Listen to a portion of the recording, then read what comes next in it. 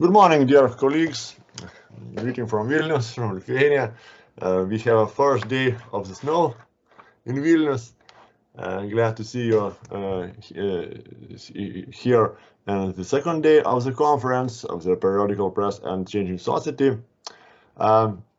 We have in this day one section, third section, and here we have 6 presentations in this day.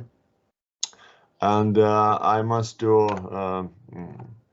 introduce that this conference is celebrating of Lithuania 200th anniversary of the Lithuanian Periodical Press, and I would like to thank for our partners, Association of Lithuanian Scientific Periodical, and the international digital publishing company Crossref. I give the award after my speech to Vincas Grigas, of the leader of this section, organizer from our organizer committee, and brief technical information for the speakers, moderators, and guests. All logins links have been sent by email. Guests can connect with the link posted in the conference website. I think in this day will be much more easier because we have only one section, one link. Authors of scientist reports will be given the opportunity to publish scientific articles prepared on the basis of reports in International Scientific Journal Knygotyra, or in English Book Science. The journal secretary will contact the speakers after the conference, and you have opportunity to publish your articles, scientific articles, after review, and how in scientific journal is. Also, I want to take an award to Vincas Grigas. He is the president of the Lithuanian Association of the Lithuanian Scientific Periodical. He for a couple of words about idea why association is so important to this field, this anniversary, and Vincas. Hello, thank you, Thomas, for introduction report.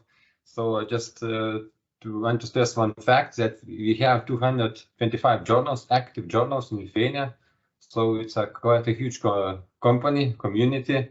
So that's why it's important to have such conferences and meetings to discuss things, because we have many issues in this field, in scholarly communication, especially because it's ever-changing and very quickly changing environment, and especially given the fact that we have artificial intelligence nowadays, and the international community of scholarly publishers actively discussing these issues. Probably it will be an aspect in our society and community too very soon, because all tools and software will be changed to adapt to employing and using artificial intelligence. But also we have other issues.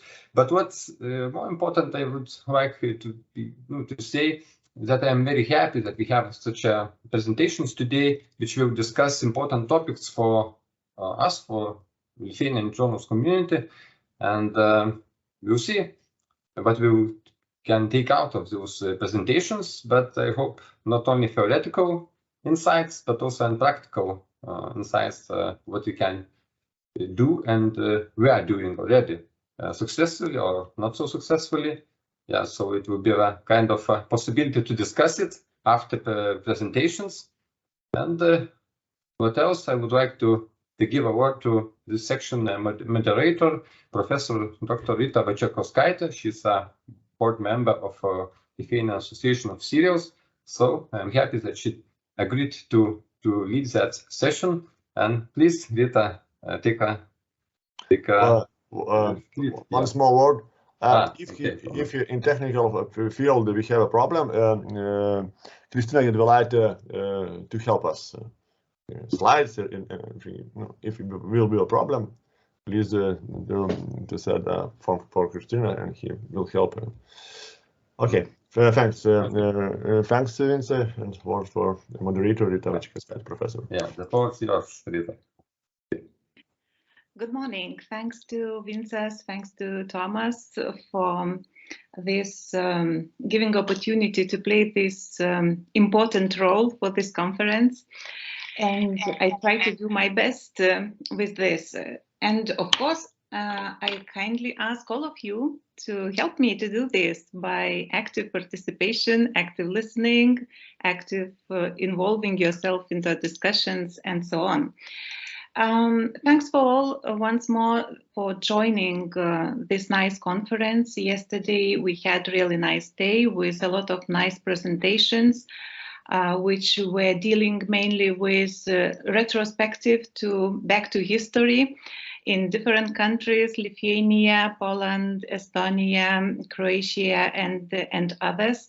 But of course, the lessons from history told us quite interesting insights for the future. Today, we are going to have more focus on, with presentations, more focus on nowadays issues like digital publishing issues and so on. And I hope that all of you will like these presentations we have today, and we all have together nice time and nice academic discussion with many insights for the future for all of us. So Thomas already told you that if somebody will have any problems with sharing your presentations and so on, you can ask help from organizers of the conference, and you can see them on the list among participants. You can write them directly, or you can ask by raising your hand and in other ways. Each presentation will have about 20 minutes, and afterwards more or less 5 minutes we will have for your questions and answers. You can ask by raising your hand and turning on your microphone by yourself.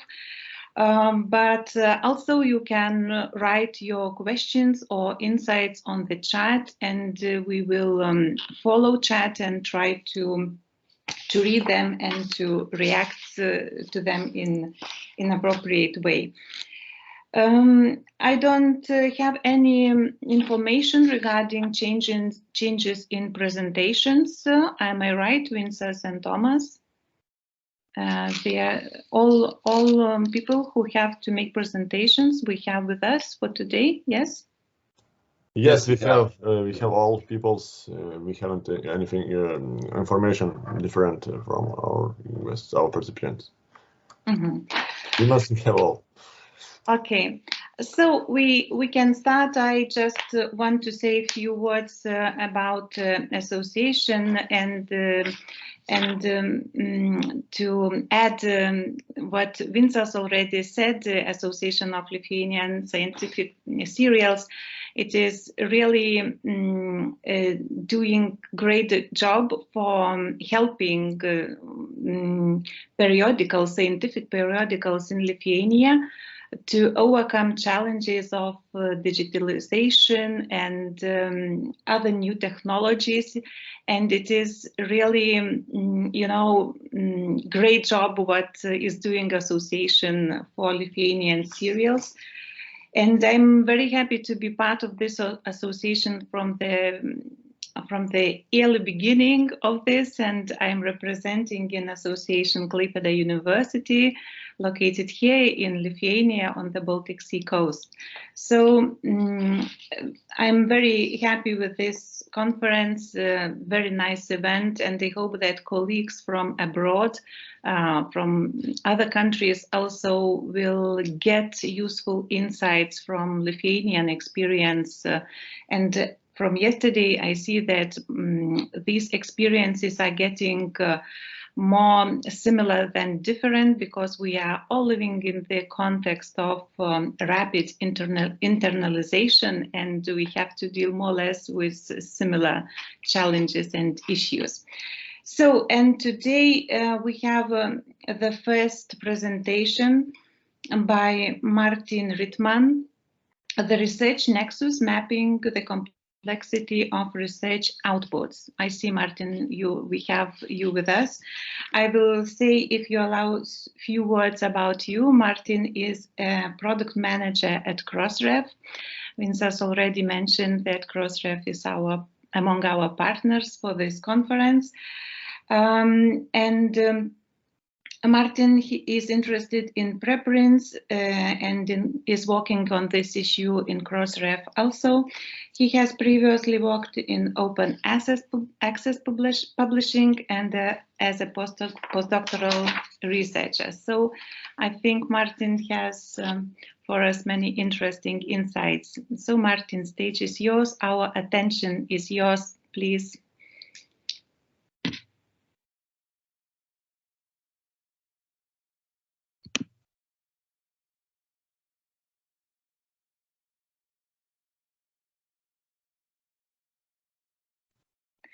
I don't hear. I don't know what about others. Vincas, can you hear Martyn? No, I can't actually. Let's see. And Martyn, I see that he have shared in straight away his screen. Yes. Yes, but some issues with microphone probably. Could we help for Martyn? If he haven't opportunity to, microphone is working.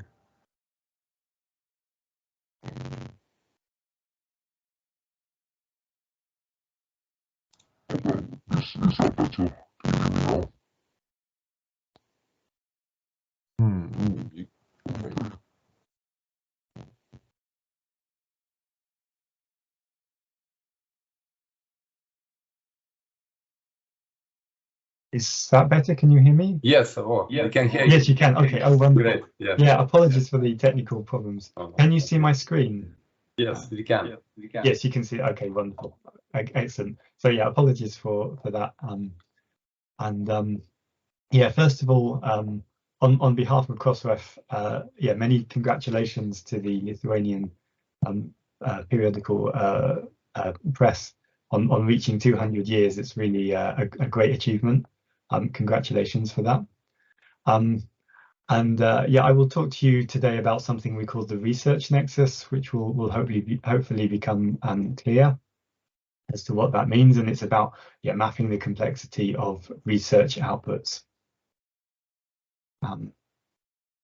So yeah, I'll outline some trends in scholarly communication, metadata collection and linking, some of the challenges that we have, and how we are adapting to those new challenges.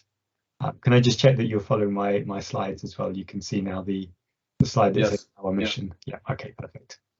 Good. So this is the mission of Crossref, and it's to make research outputs easy to find, link, assess, and reuse. And perhaps you're with Crossref, you probably know, oh, Crossref is for registering DOIs. Well, a lot of what we do is around DOIs, a lot of what we do is around research articles, but actually we're looking more broadly than that. We're looking at other research types, and DOIs are a means to an end of achieving this mission. The second sentence here is also very important for us, that we are a membership organization. We're about building a community. You know, if you're here listening to this talk today, you're part of our community, and we're very keen to work with you and make sure that we're meeting some of your needs as well. So I have one slide here to go through about 1,000 years of publishing history. So on the left-hand side, you will see what is an anagram, and this was sent by Galileo to Kepler to announce that using the new telescope that he had developed, he was able to see rings around the planet Saturn. And he did this in a way that was not clear and didn't actually give the information of what he'd found, so that at a later point he could decrypt the anagram and inform Kepler and others about what he'd found. And this was not an unusual way of communicating scientific results at that time, but it was a way of trying to establish who had found a certain a certain result first. If we fast forward a few hundred years, and I hope none of you communicate your research in that way nowadays. If we fast forward to the development of journals and presses, then in one of the motivations behind journals was to resolve these author conflicts and work out who really discovered a certain scientific result first. But at the same time, in order to publish in a journal, you needed to make your results open, and anyone who subscribed to the journal, who had access to it, was able to read your results, assess them, maybe reuse them, build on them, refute them, and so that was with the emergence of scientific societies as well. Let's move forward another few hundred years to just a few decades ago, when the internet came along, and now instead of being in written journal form, journals are available online and articles are available online. But as we will see in a moment, not just the articles, but many other things connected to them. So there are people, there are organizations, there is data, there is software, there's all sorts of other things can be made available. So the focus is not simply on the research article, but there's an opportunity to enrich the research article with other information. So I know it's first thing in the morning and I'm the first talk, so to wake us up a little bit, let's play a short game. So here is a page from PubMed, and I would like you to just take a few moments and see how many different items and identifiers you can see here, and I'll give you maybe 10 or 15 seconds just to look at this. So just to look for items, look for identifiers that you can see here.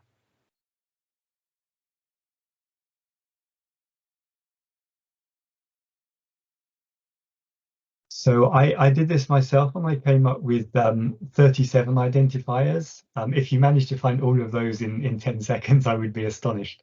But really, it's a very large number of ways of representing the same and different content on this page. For example, we can see at the top, we have the Journal of Gastroenterology, and this is a citation. This is obviously designed for readers to be able to locate the research. And there's also a DOI as a digital identifier, which is more designed for computers to find research as well.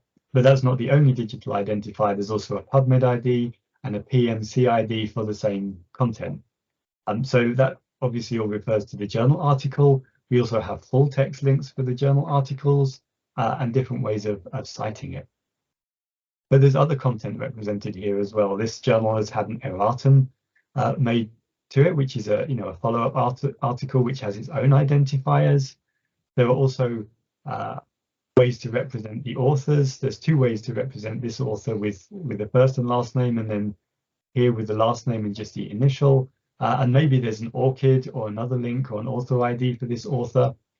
There are also institutions here, and in this case we just have the text of the institution, but maybe the institution also has a raw identifier or other kind of identifier. And in this case, we also have references to other works, but there's not even there's no preprint or data or software or anything of that type represented in this case. And so we can think of, if you like, a web of connected outputs. And this is really what we mean when we talk about the research nexus. And I hope this is readable. It may be a little bit small for some of you to read, but in the center here is represented all the scholarly outputs that you could have. For example, data, journal articles, preprints, videos, blogs, and there's also organizations and people are represented in here as well. And then around the outside, we've tried to represent either the ways that these things can be connected together or actions that happen to them. For example, you may have an ORCID ID of an author, and that's connected to something that they have written. or edited or translated. It may be that someone's written a comment or mentioned an article in a blog post, or something is supplemented by a data set. There's funders involved as well, and there are now identifiers for grants and for funders, and those can also be linked to research outputs. So there's a kind of a web of, I guess, a web of science, to coin a term, but I think that term's already taken. But of these connected entities within within scholarly publishing. So having kind of introduced that concept to you, I want to take a step back and look at what Crossref does. So this is really to simplify to the very basic level what we do. We collect metadata, and that metadata is linked to a DOI. We look for and discover links within the metadata and to other metadata records, and then we make that available through APIs as open data, and that data is used by a large number of downstream services. We typically don't provide services ourselves, but there are a very large number of organizations that use the data that we provide. So I'm going to look at each of these stages in a little bit more detail. So we collect our metadata from our members.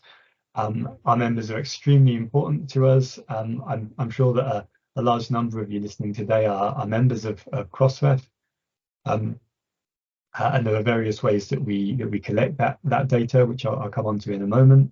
And then that data is also supplemented with additional data from the community.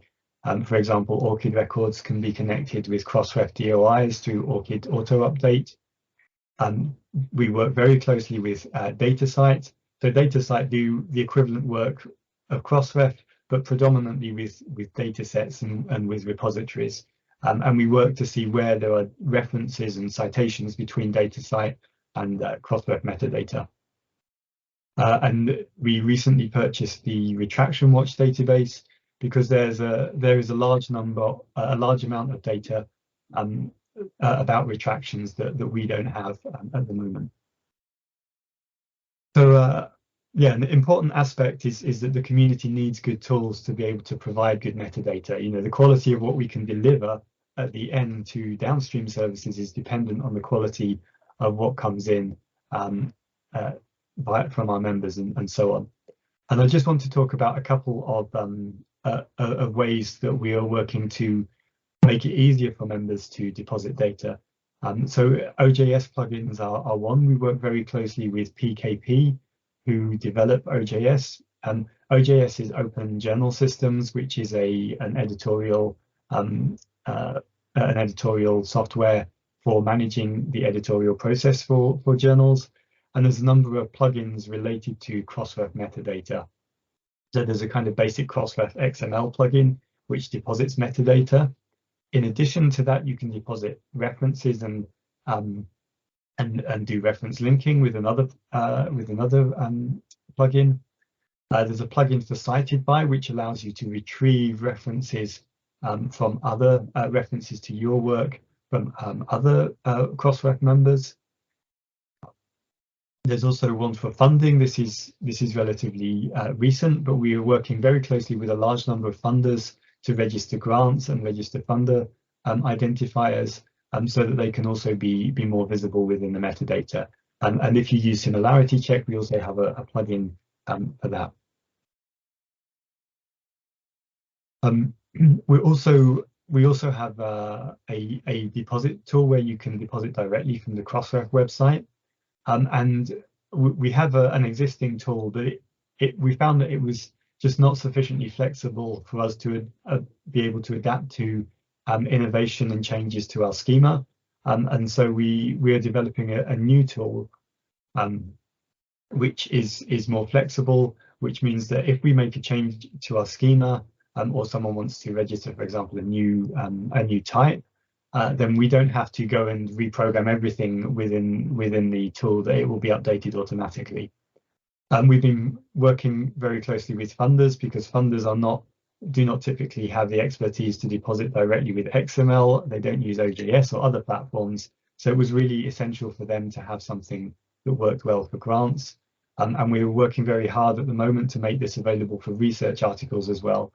So if you're currently using our web deposit form, look out for the new deposit tool because it will replace the web deposit form in the coming, I think gradually over the next year or so, we will make that switch. So yeah, just going back to what Crossref does, and the second of these items, we discover links between items. Some of those are already within the metadata, and we also perform matching, for example, reference matching. If there is a reference that comes in without a DOI, we will take the text and see if we can match a DOI. Matching journal articles to preprints is also very important, so that we can inform preprint members who deposit preprints, preprint servers about potential articles that link to their preprints. And we also do funder matching as well, based on funding statements. And there's also matching that happens, by the community and within the community. So we run event data, which goes out to look for matches on various websites, places such as Wikipedia, hypothesis annotations, Reddit, and so on. As I mentioned before, we work very closely with DataCite. We purchased the Retraction Watch database to make that available, and RAW are the registration agency for organizations. We're a supporter of RAW, and we work very closely with them as well, all to kind of enhance the metadata that we have and build this research nexus. So briefly about how we output the metadata, it's primarily through APIs, which are interfaces for computers, primarily for computers to read the metadata. And we have different endpoints, which are basically a different way of looking at the database that we have. So we have a works endpoint. If you want to find out everything about a specific journal article or book or conference paper, for example, you can go to the works endpoint and find all of the metadata about that. Cited by returns to our members references to their work is something that our members find a great benefit to finding out that information. And then we also have a view of funder information, and then something that we are just launching at the moment is the relationships endpoint. And let me talk to you a little bit about relationships, because it's related perhaps most closely to the research nexus. So you can imagine, each of these dots that I have on the left here is some kind of research output, or an author, or an organization, or a book or a journal, or what have you. And we can link them together by saying, they have some kind of relationship. And this is what the relationships endpoint does. It's not delivering a vast amount of metadata about each of these points, but just information that they are connected. So on the right hand side here is some JSON output. You may not be familiar with looking at JSON, but if you look about halfway down, it says subject, and that subject has an ID and a type. And we say, okay, well, this is a research article. Well, I wonder what this research article is connected to. Well, we can look at the object, and this ID is an ORCID. So actually we know that this is connected to a person. And then the relationship type tells us exactly how this person is connected to the journal article. So they are an author. And you can have, in this here we just have one result, but we have literally millions of these connections within our database, even billions when you include all of the references. And we're able to represent these in this very simple way to say this identifier is connected to this identifier, and this is the type of relationship between them. And there's a large number of uses for that. For example, you can quickly find works from an author. You can find citations to an article, or even citations to a whole publisher, a whole Crossref member. You can find data citations deposited by a member, or those deposited by DataCite as well. And you can find articles supported by a funder. So this is just more allowing us allowing the users of Crossref metadata to look at the information from different points of view. And I put a link here. It's not yet live, but if you try this hopefully in about a week, then you will be able to see some output from there. Yeah, so in order to deliver the relationships, we needed a new data model. We combined several previous databases that were not connected. So event data was delivered very differently from relationship metadata, and relationship metadata was always kept a little bit separate from references, but we're combining those together because they're essentially all the same type of data and fulfill the same use cases. And in the initial focus, what we will be delivering in about a week or so, we're in kind of final testing phases, is a focus on data citations, because that's something that the community has come to us and said, look, we would really like to know a lot more about data citation within the scholarly literature. So the challenges that we have, we need good metadata. It's a community effort. And we want to provide our members with good tools. We also want to get feedback from the community about what they need and what they struggle with. And we've had I feel a little bit embarrassed saying this, but we're 20 years old and our technology is already aging and not as flexible as we would like to be. I hate to think what it's like after 200 years, but I'm sure that brings its own challenges. But we need to innovate our technology so that it's more flexible. And we're adapting, and I've outlined how we're trying to build more flexible tools for depositing metadata. If you'd like to be involved in testing that, we would love to hear from you. We're showing metadata connections as relationships with a new view on the data that we haven't had before. And we're coming to events like this and talking to people and reaching out to the community to see what kind of feedback there is about what Crossref is doing. So thank you very much for your attention. I believe there should be a few minutes for questions if anybody has any.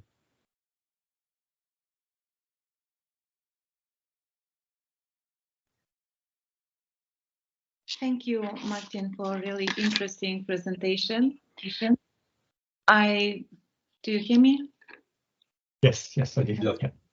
For a really interesting presentation. I think you really wake up us and surprised some of us with showing 37 identifiers for one article.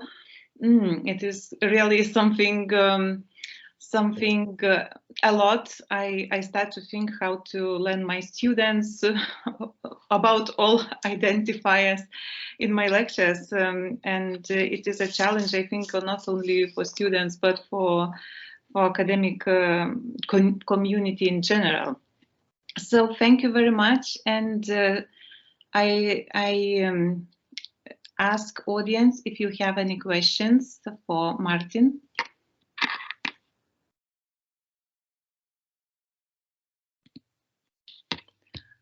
I don't see anything on the chat.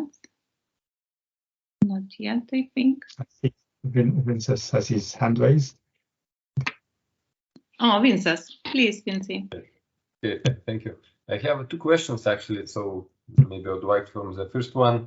How we can get an output of interlinks and the relationship between items in Crossref database? I mean, you have those connections, but how community can get those connections as an output for their already uploaded data or something like that, just to analyze for themselves? Yeah. So yeah, as I said, we typically use APIs to deliver the data, so that we recognize that requires some technical skill. For our members, there are various tools that we have to deliver certain types of data. I think cited by is probably one example. I guess you could maybe include similarity check in that as well.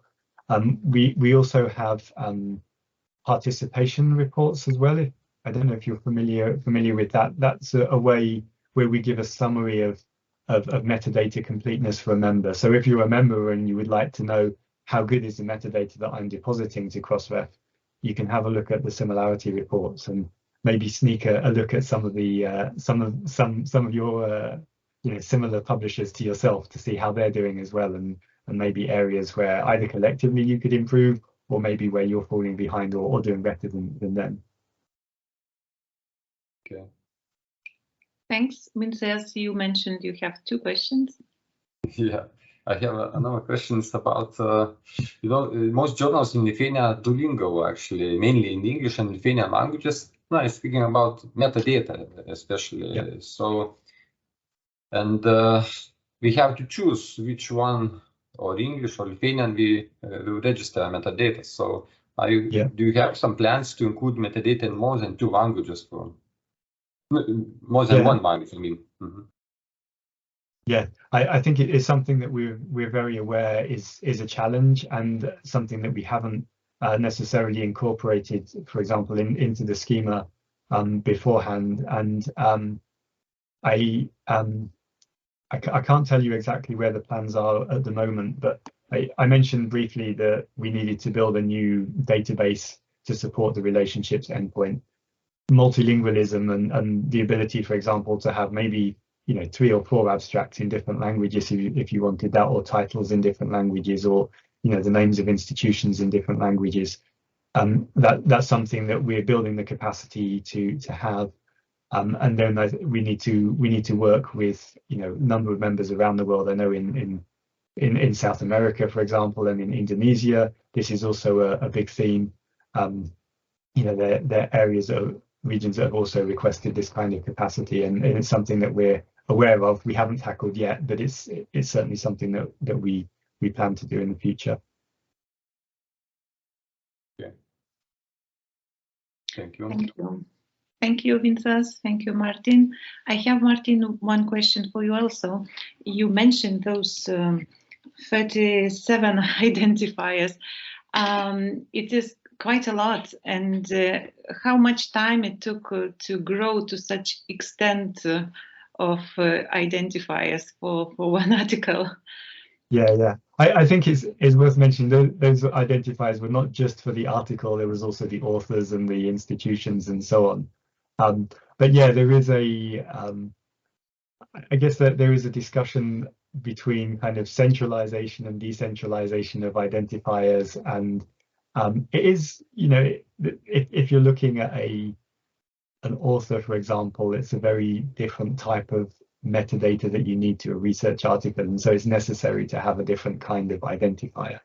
And these are, we are meant to be kind of invisible as an infrastructure organization. And when I talk to people that I meet and say I work at Crossref, they've never heard of Crossref, but they've very often heard of DOIs, especially if they're working in research. And we're quite happy with that situation, that these identifiers should be there to facilitate the transferring of metadata and information, so that you don't see, like, if you go to PubMed, for example, to look at something, you're not thinking, oh, I wonder where they got this title from.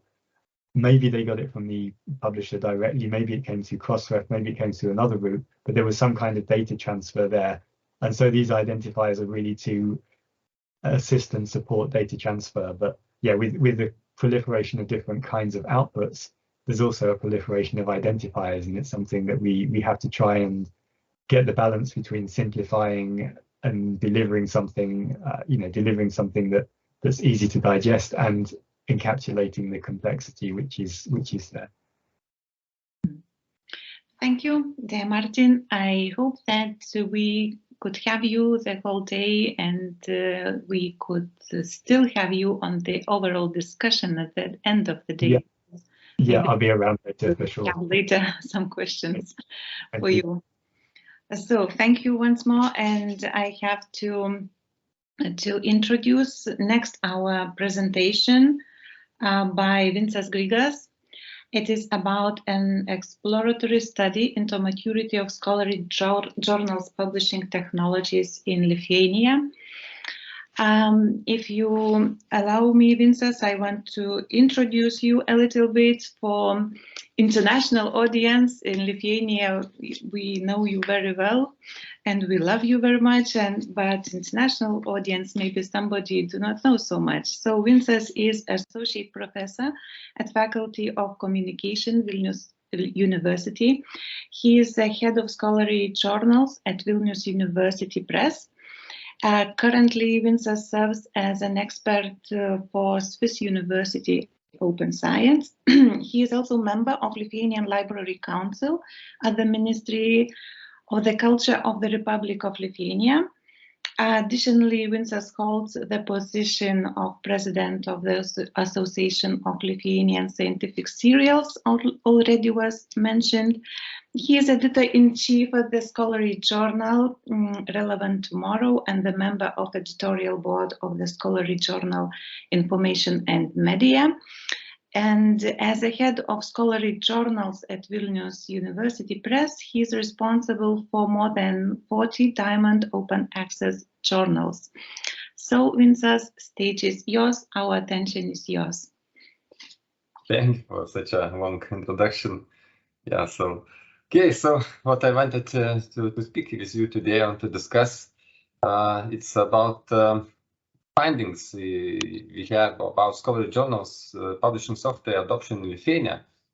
And it's my kind of honor to introduce this data we have collected. Actually, we have I have a good understanding in practical aspects of scholarly journals publishing, because as was mentioned, I work as a head of scholarly journals at Vilnius University Press. And that idea of analyzing the situation of Lithuania regarding the use of professional publishing software was intriguing, not only from researchers' perspective, but also from practitioner standpoint. It was interesting for me to see what software are using our journals and what kind of software and how often and in what way. So I would like to start with that quote from Batman. Batman begins. So in my opinion, the use of professional publishing software in the field of publishing demonstrates a certain level of efficiency, actually, and it aligns with principles of professional scholarly communication. So I believe that this quote of Batman aptly encapsulates the essence of of this research and the presentation. So we will see whether we are what we are and what defines us as scholarly publishers in Lithuania. And what the main objective of our research was, it was to see what are the practices of efficient editorial processes and how it is employed actually in Lithuania. I mean, there are 4 stages or steps. I mean, it's submission, later on review, production, and publishing. So we will go through all these 4 stages and just see what happens in Lithuania and whether we are using the software in all stages or not, etc. So what gap did we have in this topic? Actually, I just after literature review, we have found and kind of conclusion that there is numerous aspects that we uncovered, as particularly in Lithuania, but actually in international studies as well. Actually, very few studies delve in that topic. I don't know why it is not popular, but yeah.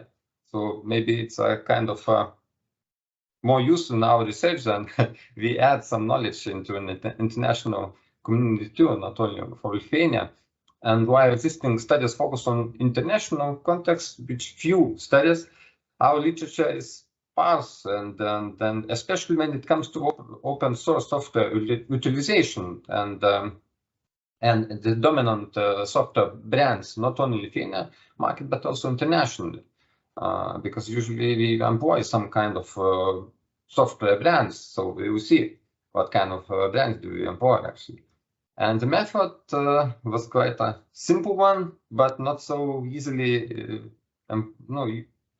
used, because there are no studies to use as an example. So we had to develop our own way of data collection and analysis. So maybe it could be not so well done, etc. But still, there is no examples, better examples which we could rely on. And there are several obstacles to collecting reliable data on the number of scholarly journals in Lithuania. Actually, it's a problem internationally too, because we have no registry of scholarly journals worldwide, and Lithuania too, which could say, oh, we have such a number of active scholarly journals today, or in 2020, or something like that. And also maybe it could be possible, I just wanted to ask Martyn, is it possible to have a registry of active journals as an output in Crossref, some data sets, etc. So, but at first, how we collected that number of particular journals of Lithuania, which are active journals. So at first we wanted to find the registry. Okay, so it's a problem that EISSN agency does not distinguish between scholar journals and periodicals. That's why it's impossible to rely only on EISSN agency database. Google Scholar and Dimensions or Crossref are not entirely reliable also, because they do not encompass all journals for various reasons. Additionally, certain journals do not have a digital version, and those journals are particularly difficult to find because they are not present in web and internet. So it is possible to find out only from, I don't know, from sayings from other people that, oh, we have a journal, it's published, and somehow you can find it in some bookstores, etc. So it was kind of a challenge to find out the exact number of those active journals, and to just a precise number actually for active journals in Lithuania. And okay, so how we did it, actually why we decided to collect data of 2020. Actually now it's 2023. But the reason is that some journals publish their issues with kind of a delay. So some journals publish their issues in 2022 of 2020 issue. So we had to postpone that collection of data if you want to have some accuracy in knowing what kind of number of all active journals are exactly in Lithuania. So initially when we started, after analyzing EISSN agency database, dimensions, institutional repositories, and library catalogs, we had initial number of journals. It's 515 titles, but after verification, putting out those duplicates, it's original country of Lithuania. It has an issue in 2020, so we end up with 2025 active journals. And for analysis, we utilized the SPSS software just to see frequency, descriptive statistics, cross-tab analysis, just to assess software adoption in various research fields and to compare. So, and what I'm finding, so it's personally for me, it's the most interesting part to see what we have discovered. So the main aspect, what is very interesting, speaking about Lithuania, that nearly half of the journals published in Lithuania use OGS third or OGS second versions. So 49 in total, actually. If you add those two columns, I mean OGS 3 and OGS 2, we have almost 50%. And it's interesting that OGS 2 version is still in use of 30% of journals, despite the fact that OGS 2 is no longer in support from 2018. And it also shows something, I mean, about how updated this software employed by our scholarly publishers. And and also what is interesting that we have in Lithuania only one open source publishing platform utilized in Lithuania. When worldwide we can select from 52 open source publishing platforms for journals. So it also shows something interesting about Lithuania, particularly because we are using only one of 52 possibilities. So that why it is so, it's another kind of topic for another research. And also what is important to outline here, that 76 journals, or it will be 33% of journals in Lithuania still publish their journals in institutional websites. I mean, in most cases, they are unsuitable for proper scholarly dissemination. And yeah, so it's quite a number. I mean, yeah, so 76 journals or 33% in total. And also, Lithuanian publishers employ proprietary publishing software, not so many, but still they are employing it. And it could be 12% or total 27 titles. And looking at the global situation, we can see that Lithuanian frequency of OGS use is 49%, is almost in line with the global trend. So I just tried to find out whether very exceptional in the international community or not, but just following the trend, international trend actually, in how often we employ OGS. So let's move to another thing. What is interesting here, it's as I said, we have 4 steps. I mean, submission, peer review, production, and publishing. So publishing, as we had in previous slide, there's a publishing here.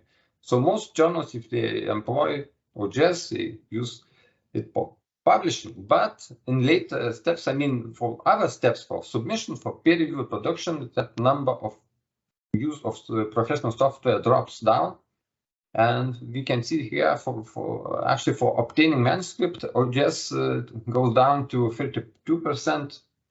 And the number of method used to obtain manuscript mostly is emails, and it is employed by 44% of journals in Lithuania. So quite a number. Also, almost half of journals use just an email to obtain manuscripts, and also 11% of submission technology remains unidentified because we are unable to contact publishers, and we have no possibility to ask or to identify that correct way of obtaining manuscripts.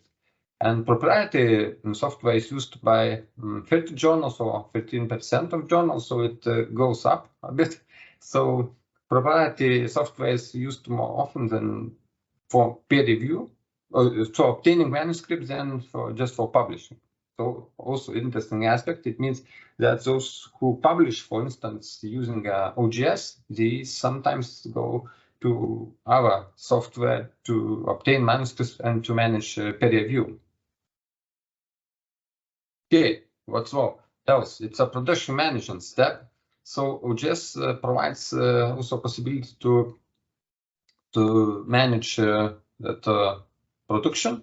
And here we see also an interesting aspect that use of OGS goes down to 24%, and only 53 journals uses it for production management. So for comparison, we have 111 journals which use for publishing, but only 33 journals which uses it for production management. So half of journals move to our ways of managing production, and usually it is, as we say, well, primitively, it is email, Excel, or something else. Yeah, and so proprietary software is also not so often used for this thing. It goes to that section power 25, because also sometimes difficult to identify strictly what kind of software is used, because no possibility to connect, or publishers didn't answer to our questions. Yeah, and just looking at websites, etc., it's impossible to say what kind of production management software is used. So, what conclusions we can say about this? But after examining these findings, so let's go back to that quote of the Batman. So what we do in the scholarly communication field, actually, particularly in the adoption of professional publishing software, defines us. Actually, what we can say, yes, it clearly defines us, and not what we are, but what we use, actually, how we do it, and in what way it defines us. So we discovered these things. There are 8 software options employed in Lithuania, actually, different software brands employed. And it is worth noting that 1/3 of journals still use simple websites for journal publication, I mean WordPress or something like that. It's totally unsuitable. Yes, you can mimic, some websites can mimic quite in a professional way how it looks. It could look like a professional publishing software as a in a design form, but it is can be as sufficient as professional software in regard of how it connects and works with databases and search engines. And of course, visibility of those websites are much lower than those journals which employ professional software for publishing. And also what's important to say is that Lithuania, when compared to high-income countries, demonstrates a strong preference for OGS. As I said, we fall in the same line with international community when about the percent of journals which employ OGS. But if you see that group of high-income countries, and Lithuania is in a group of high-income countries nowadays, so we are much more frequent users of OGS. So it's very interesting that they are so keen on like it, that software here in Lithuania. And probably is one reason it is because some time ago, it was 12 years ago, EIFL and the Association of Lithuanian Serials Initiative was to introduce OGS in Lithuania, and many journals moved from totally print mode to electronic publishing, and the way they moved to it was employing OGS.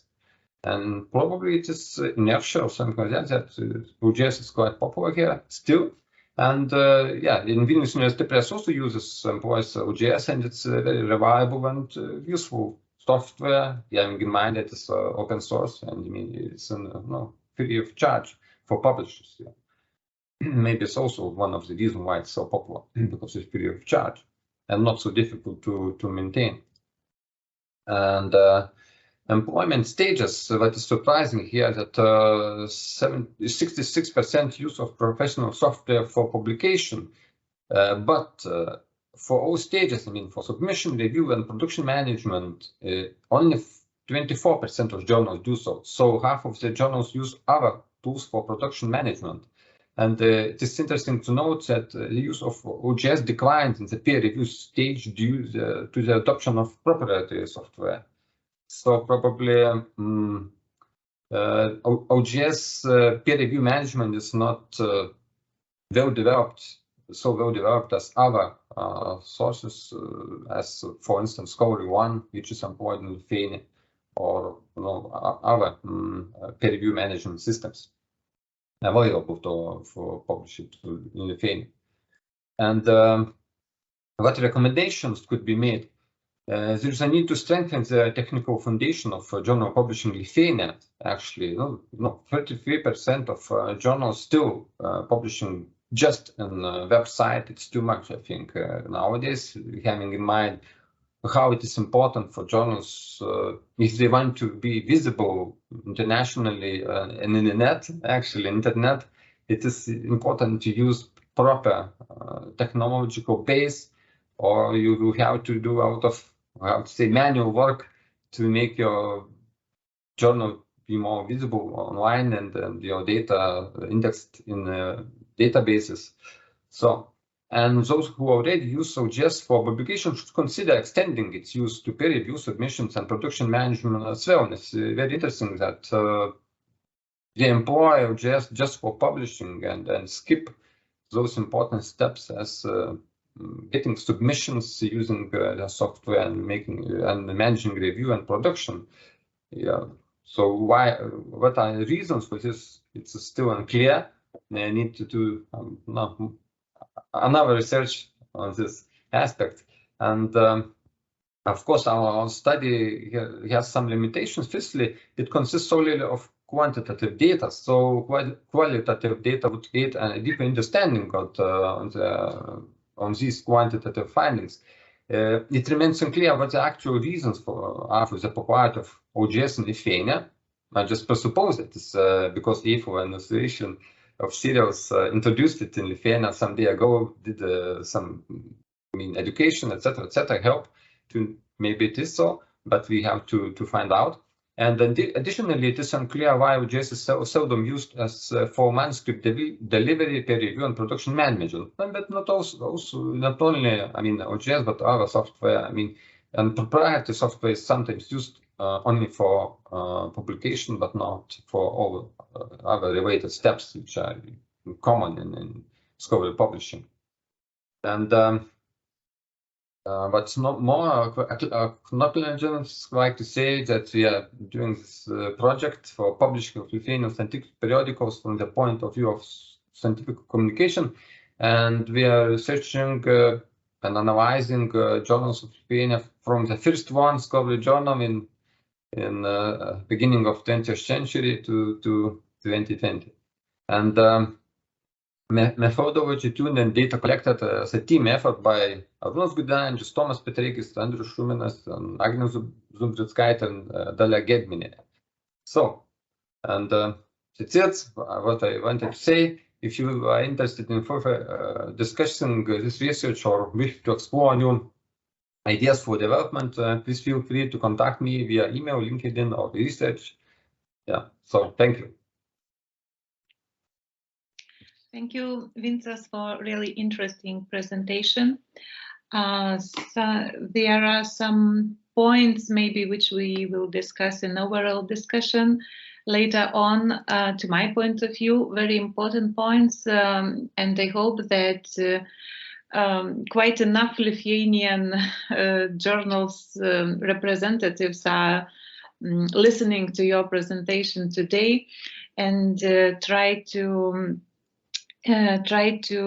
hope that those obstacles which you mentioned regarding digital technologies will be somehow solved in the nearest future, because I think we have not only to think about this, we have to run with this very quickly.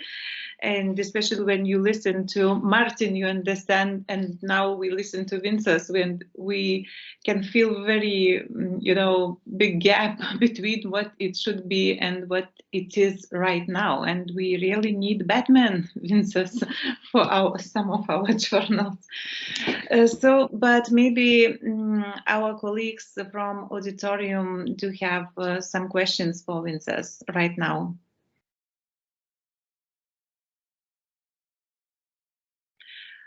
Okay, there is no questions right now, but I'm for sure, Vincas, we will have you in overall discussion, and maybe some people could ask you their questions at the end of our conference.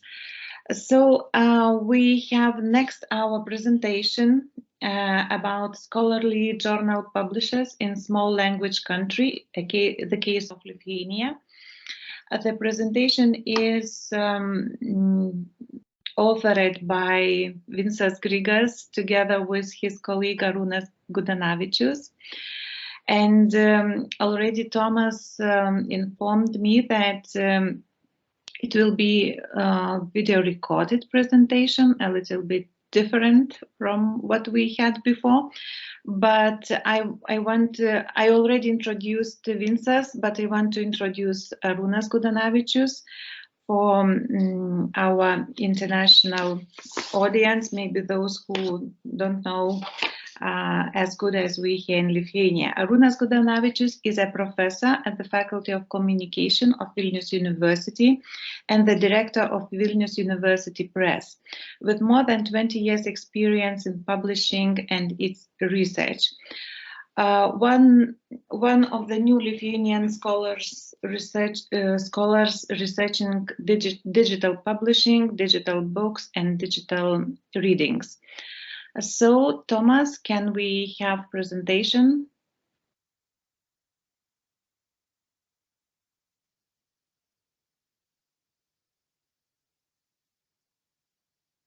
Hello, my name is Arūnas Gudinavičius, and I will present my presentation, Scholarly Journal Publishers in Small Language Country, the case of Lithuania.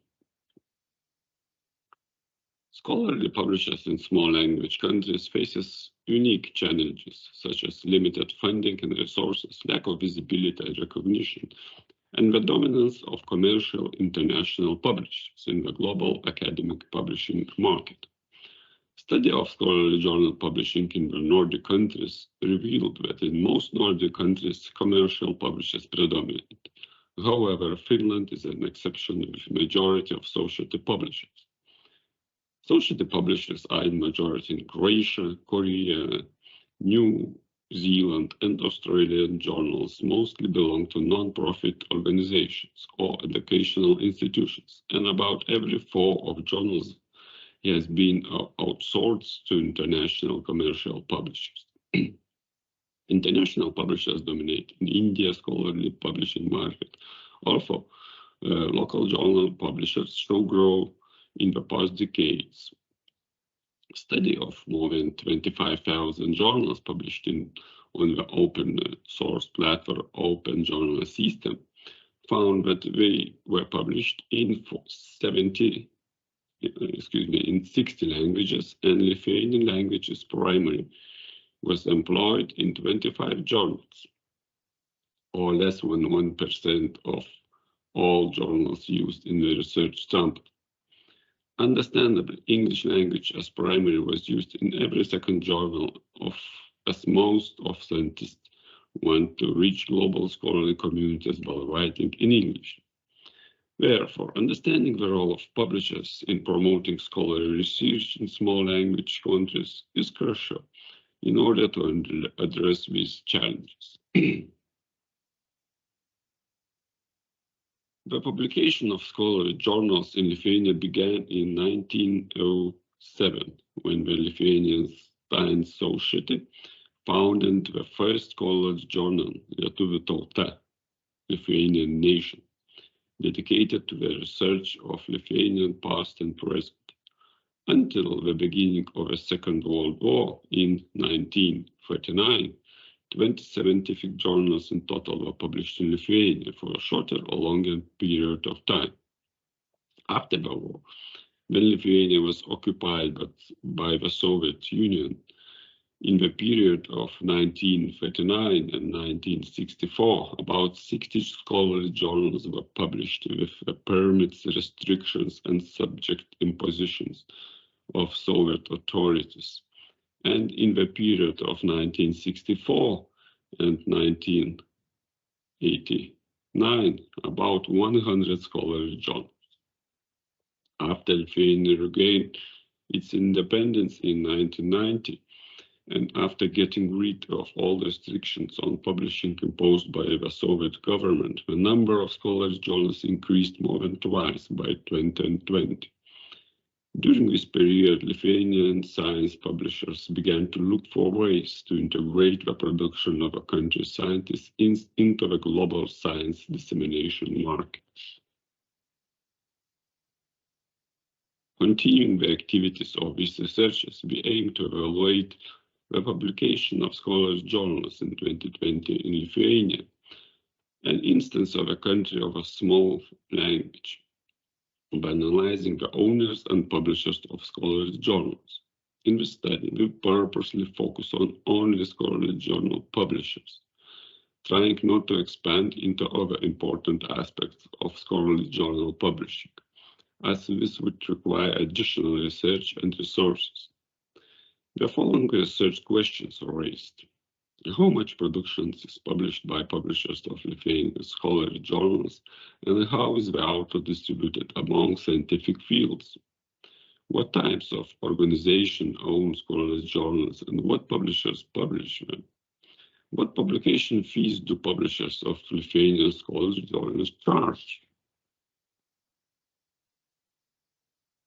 A list of publishers and owners of scholarly journals was compiled after collecting information on all scholarly journals that published at least one issue in 2020. The main source of information was eBiblioteka.lt, a system uniting Lithuanian libraries. Scholarly journals were also searched using search engines and when collecting data from the websites of the journals themselves.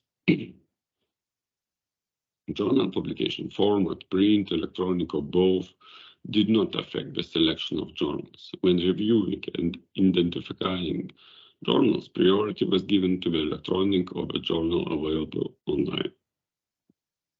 The printed version was reviewed only when the electronic version of a journal did not exist online. Now I present some most important findings. When analyzing publishers of Lithuanian scholarly journals, we distinguished the following types of publishers according to their main activity. And you can see the association or society type of publishers. It's usually an associated structure, usually a public organization established by persons or implementing the interest of its founders.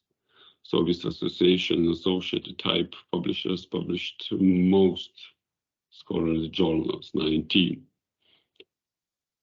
University is on the second place, and colleges are in the third place. Institute of Science, fourth place, and publishing house.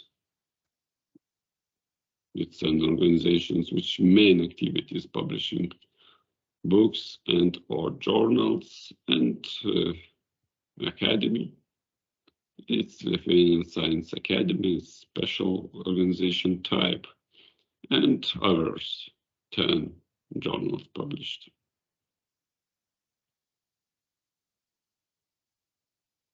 The ownership of 170 journals, it's 75%, you can see in the chart, can be identified as state. 55 journals, it's 24% as private public. So it's as private joint stock companies, public institutions, and associations fell into this category. When analyzing how the nature of a journal's ownership is distributed by scientific field, medical and health sciences stand out. 2/3 of these journals are private. But, for example, just only about 1/4 of social, technology, and interdisciplinary journals are private. In the natural sciences, every 5th journal is private, while in the humanities and agricultural sciences, only every 10th is private. Journals of both performing and screen arts sciences are state-owned in Lithuania. Commercial publishers have concentrated in the field of medicine and health sciences. In general, the publishing market of Lithuanian scientific periodicals was dominated by public publishers, usually state-financed universities, research institutes, and colleges. In this respect, Lithuania is more similar to Croatia, Finland, Korea, and New Zealand. In the chart, you can see that the number of scholarly journals published in 2020 by publishers. So you can see Vilnius University is the leader.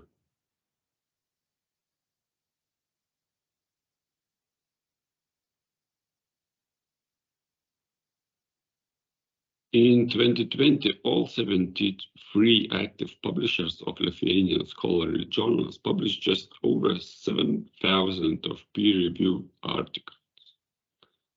Judging by the volume of production quantity of published articles, the 5 largest Lithuanian public publishers, state universities, published almost half of all scholarly journals articles published by Lithuanian publishers.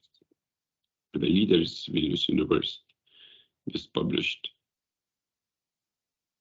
823 articles in 2020, or almost 12% of the total amount published in Lithuania in 2020. In 2020, Lithuanian publishers published journals mostly allocated to social sciences, 78 journals, or 35%, 56 were allocated to the humanities, so 25%, 30 to technology, 24 to medicine and health, 16 to nature, 11 to agriculture, and 2 to stage and screen arts. Another 8 journals were interdisciplinary with no predominant scientific field. Talking about publication fees applied by the publishers. Every 5th journal published in Lithuania applied publication fees, but they were relatively low. The average was 313 euros, the median was 150 euros, and often focused not on making a profit, but on covering the cost of preparing an article for publication. Commercial publishers charge the highest publication fees.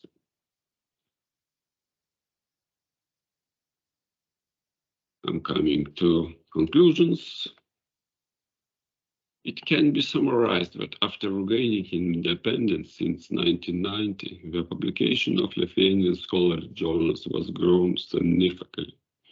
The number of Lithuanian publishers and the number of journals published by them has increased significantly.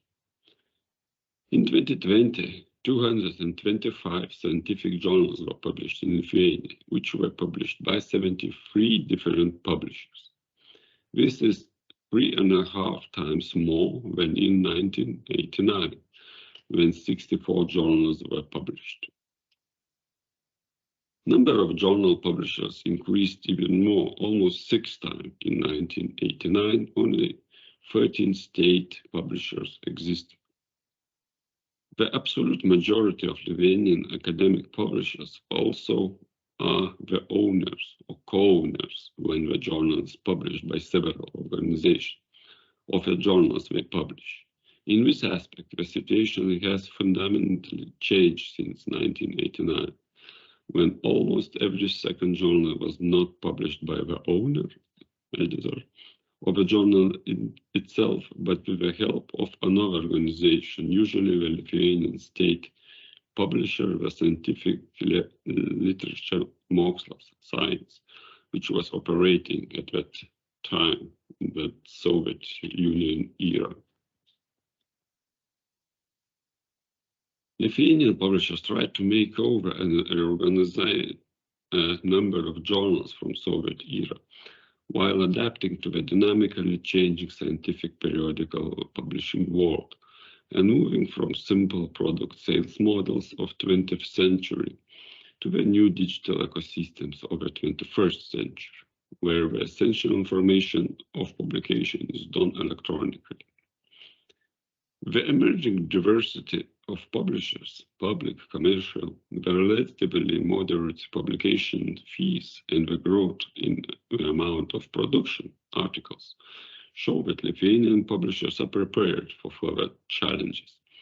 The implementation of the European Science Foundation Plan as recommendations. Also, small language publishers can play an important role in promoting local scholarship, but they face significant challenges in competing with large international publishers and the dominance of English language journals. Regardless of the small influence of small publishers, we still hope that the idea formulated by John Hanfeld almost 40 years ago, that the beginning of citation, the cultural loss would be enormous should economic concentration make small publishing houses less viable. End of citation. It has not lost its meaning yet. To address these challenges, collaboration with international publishers, adoption of open access policies, and improving the quality of editorial processes are all the potential strategies. That's all. Thank you for listening. And if you have any questions, you can send me by the email. Thank you.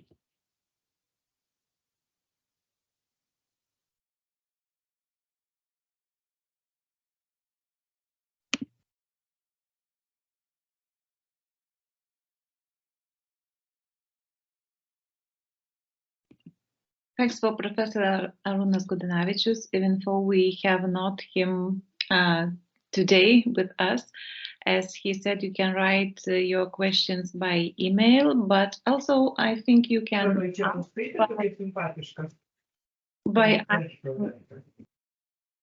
by asking questions for Vincas, because Vincas is co-author of this presentation and can answer some your questions, I think, also. So please, if there is any questions.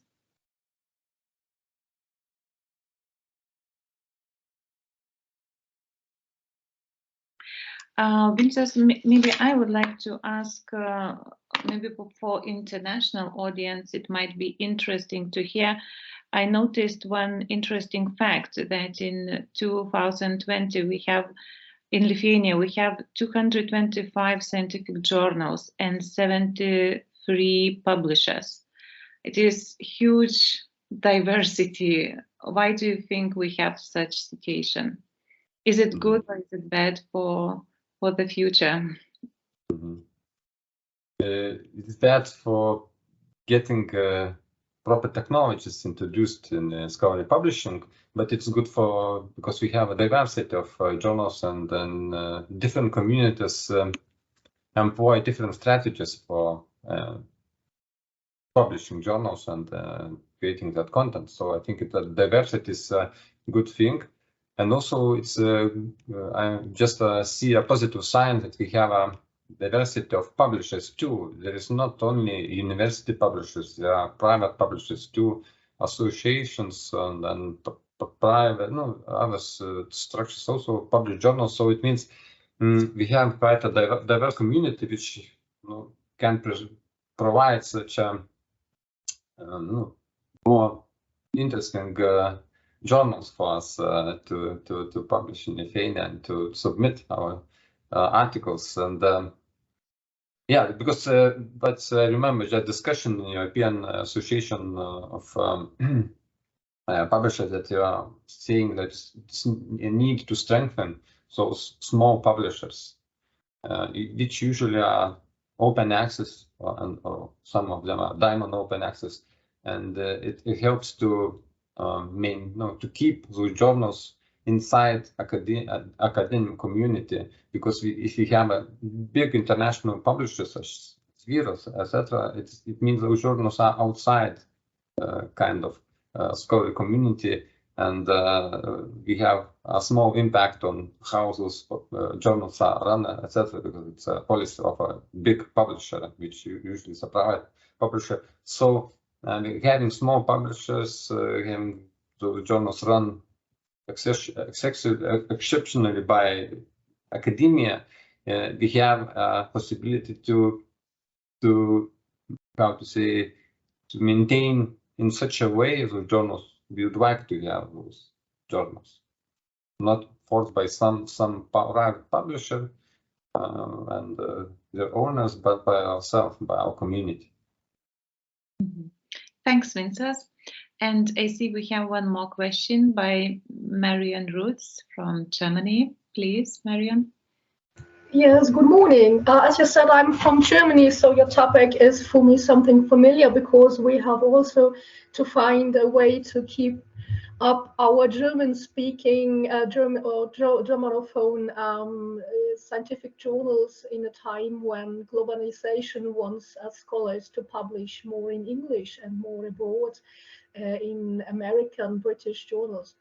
The question I have for you is, can you tell us something about how you or how Lithuanian journals try to keep up the standard? For example, in Germany, I see that many scholars flee to Anglophone journals published in Anglophone countries. And it is very difficult to attract scholars who are not from Germany to publish in German journals. For example, I could not convince a colleague from Lithuania to publish in a German journal. can you tell us something, or how does the journal market look like? I'm from philologies, and I realized that many colleagues publish in Lithuanian about the topics I'm interested in, which makes their publications very, to say, not accessible to me. And I see that journals are filled with publications by Lithuanian scholars, which may be a problem. So if you have, especially in philologies, this, how can I say, this nationalization of a journal, how can you tell us something about these problems, or how you cope with it in Lithuania? Yeah, we have the same problem, because there are requirements to publish in internationally recognized journals, which have, for some scientific fields, it has to have an impact factor. They just evaluate the portfolio of the journal, etc., etc. But what we are trying to do, was speaking about, especially about Vilnius, for instance, university, but other universities also employ the same tactics. Actually, most of the journals in Lithuania, they publish in 2 languages. Yes, we have some journals which are particularly trying to be internationally recognized. They publish only in English, but the majority of journals still prefer to publish in 2 languages. I mean, most of them publish in Lithuanian and English. And how it helps them to survive and to be recognized internationally. It means they publishing in English and Lithuanian, they can be recognized in those Scopus and Web of Science to attract international authors, and to which could help them to, to acquire more citations, and to as a result to have a better impact factor or higher impact factor. And also Lithuanian authors can publish in Lithuanian language, and it would be not a problem for them, because that journal, which has already some quartile or impact factor, yes, it doesn't matter which language do you publish.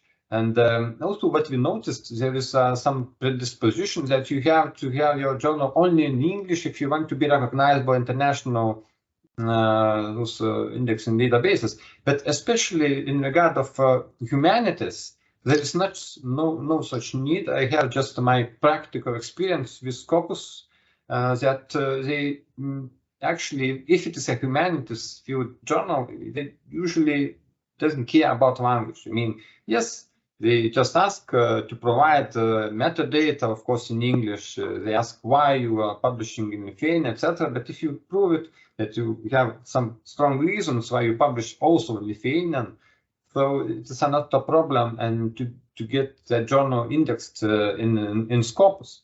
And we have journals which are almost all content is published in Lithuania, but it is nowadays indexed in Scopus and recognized in Scopus too. So maybe let's try to keep our language, I mean national language, but what you need to do, what is very important, that journal has to be high quality. What I have in mind, but with my presentation, you have to employ professional publishing software first. It means it would help to spread your articles in internet and databases, help you like to communicate your journal. That's first aspect. Another aspect is journal policy, proper journal policy employed. Also, you have to describe how you run your journal.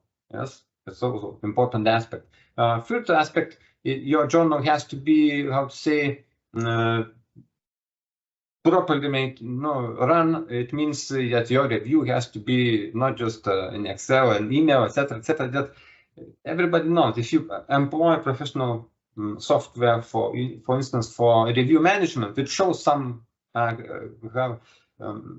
efficiency, and also that you are not cheating in peer review, because it's possible to check whether you are it means it shows your transparency actually. So also important aspect when discussing this databases when you want your journal to be indexed in those databases.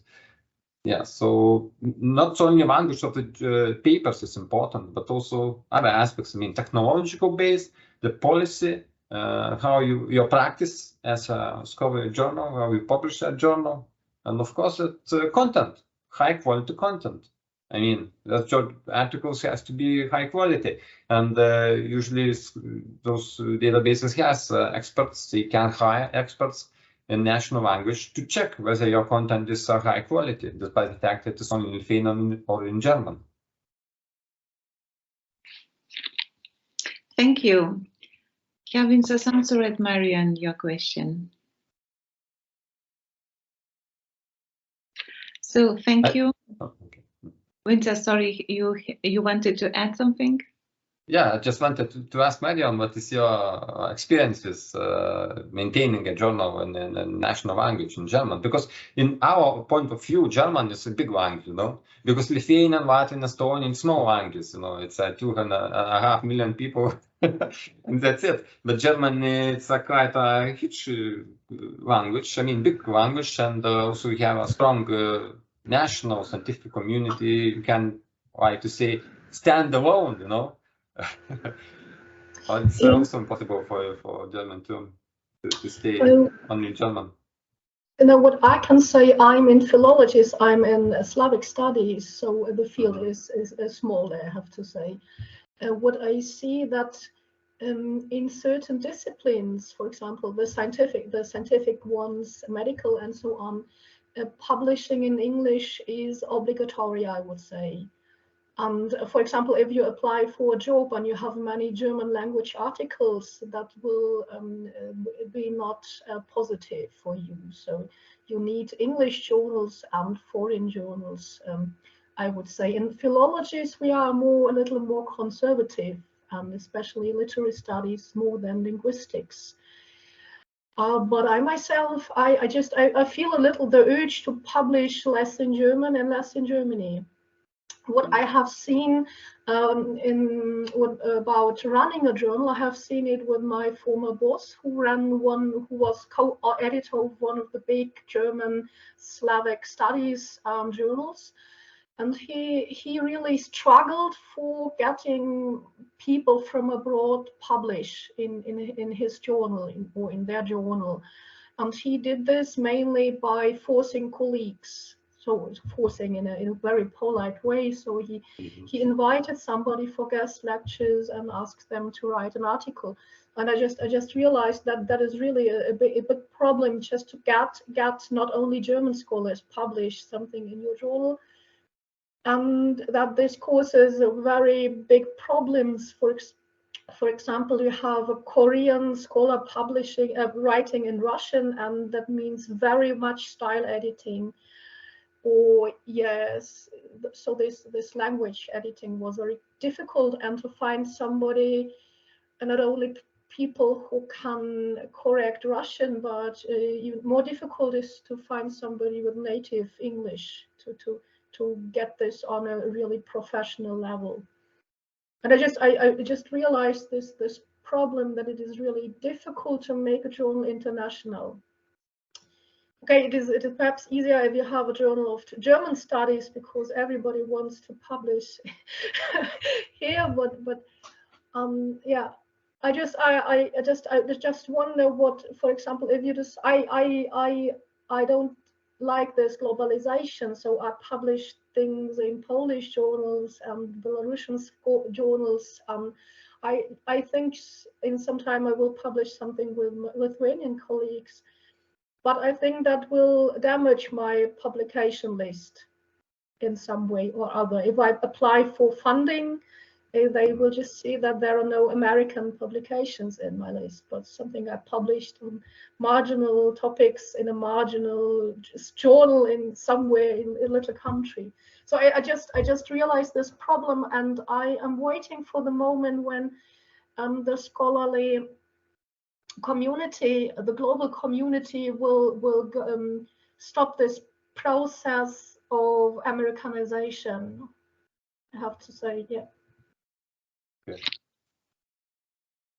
Thank you, dear Marian, for sharing very interesting and sensitive, I would say, issues for all countries in Europe, I think. And if German, as Vincas said, as big country, face you feel that you face such challenges similar to what we face in Lithuania, it means the problem is common for all of us and very sensitive.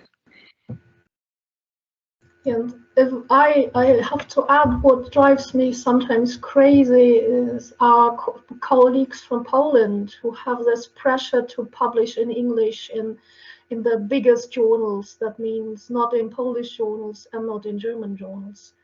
And that is really, really difficult to work on with this, to say, expectations or wishes. So that, yeah, sorry. Mm-hmm. So I see that Žydronė Kolevinskienė thanks Martyn to you for sharing your thoughts about difficulties for philologists to publish in international journals. And I see Iryna Kuchma shared one link regarding nationally scholarly journals and the challenge of internalization from Canada.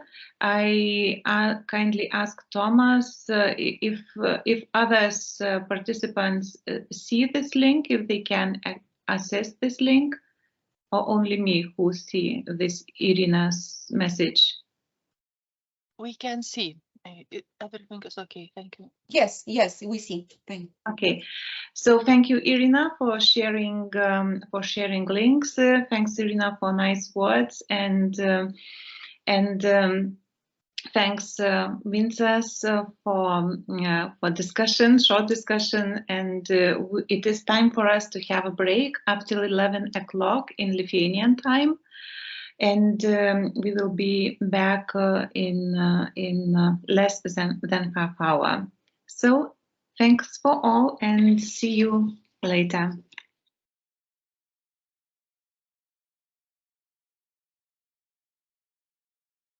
So it's time to be back after coffee break.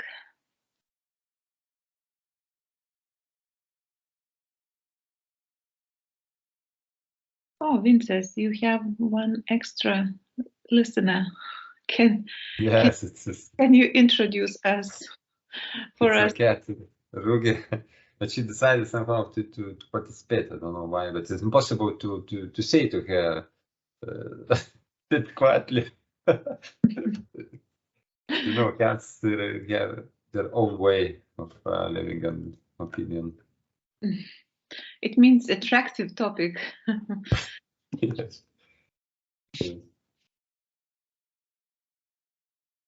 Okay, so how do you think, Vincas? We may start already? Yeah, probably we can start, of course. Yeah, I see we have Andrius, so great. Yeah. So welcome back after the coffee break. I hope you have good coffee, and it means we will continue with good spirit our next part of today's session. So we will start with very interesting presentation regarding geographical disparity in editorial boards of Lithuanian scientific journals and overview of different science disciplines. So, and Andrius Šuminas, a professor of the Faculty of Communication at Vilnius University, is presenting this topic. Andrius holds a PhD in Information and Communication Sciences. His main area of research are media transformation, interactive networking, business communication in social media, and political communication. So, Andrius, stage is yours. Our attention is yours. You are welcome, please. Well, good morning, everybody. I'm sending you greetings from Frankfurt Book Fair. I'm taking part at the moment, and just yesterday we met with Vincas alive, because Vincas was in Frankfurt as well, but I see that now he's back to Vilnius. First of all, I would like to apologize because I have some technical issues since I do not have stable place with the internet, that I cannot share my slides today with you, so I will just give presentation. Just will give my speech, but I will try to present. Andriau, truputėlį įsiterpsiu. Kristina Gedvilaitė gali pasidalinti, jeigu tu atsiuntei skaidrės. Aš tiesiog neatsiunčiau, čia net negaliu prisijungti kompiuterio. Tai vat, problema yra, dėl to esu prisijungęs per telefoną ir tai aš papasakosiu, čia ne problema. I would like to share early insights from our research project, which we conduct with colleagues from Faculty of Communication, Arūnas Gudinavičius, Vincas, Grigas, Tomas Petreikis, about scientific publishing in Lithuania. And today I'm going to talk about geographical disparity in editorial boards of Lithuanian scientific journals. So it's very, very early insights from the data which we collected. I'm going, I guess, why it's important to talk about geographical diversity, because, you know, over the last, I guess, 20 years, we are talking in Lithuania a lot about the necessity of our internationalization of our science, different scientific disciplines, and I guess it can be one of the way how to enchase scientific collaboration with colleagues and partners from foreign countries, from foreign universities. As well, you know, diversity promotes more inclusiveness, comprehensiveness of research topics, of different perspectives in different scientific disciplines. So it's important to have international editorial boards. And during our research project, we collected data about every Lithuanian scientific journal which was published in 2020. And in general, we had 508 scientific journals at that time, active scientific journals, and we collected information and data about every editorial board member from those more than 500 scientific journals. So in total, we found that it was 5,028 editorial board members in total. Of course, it's not unique. Most of the people are not unique, because the same person could be the member of the editorial board of different scientific journals. But in general, it was 5,028 editorial board members. And we find out that this quite big disparity talking about genders or gender of editorial board members. We found out that 65.7% of editorial board members are men, and only 34.3% of editorial board members are women. So here we can see some very clear gender disparity, and we can see that scientific journals, scientific board members are clearly dominated by men in when we're talking about Lithuanian scientific journals. Of course, the situation is different talking about different science discipline. But still, the disparity is really visible and really clear. Now, talking about geographical disparity, numbers are that Lithuanian scientists in a whole editorial boards was 42.9%, and scientists from abroad with the affiliation of foreign universities or research institutions were like 57.1%. So we can see that the internalization of editorial boards in Lithuanian scientific journals is quite okay. I would say, of course, we can discuss what is the right number, and I was looking for data for research numbers from different countries, but there is no any clear answer what is the right should be the right composition of editorial boards. Talking about countries, we found out that there are the main two countries from which we including scientists in our editorial boards. So those countries are Poland and United States. So from Poland we found that there are 364 editorial board members, and from United States 316.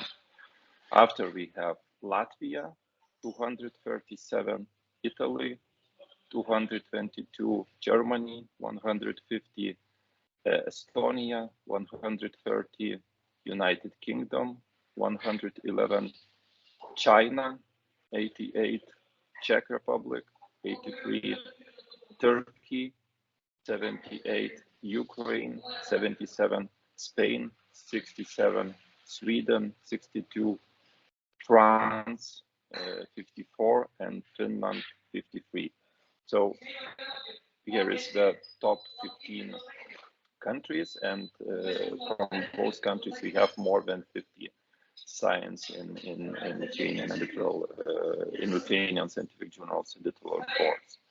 So I would say it's not strange that we see like most dominant scientific countries like United States or United Kingdom, and as well we can find our neighbor countries like Poland, Latvia, Estonia, even Ukraine. I would say it's kind of neighbor country. A little bit surprising to see Italy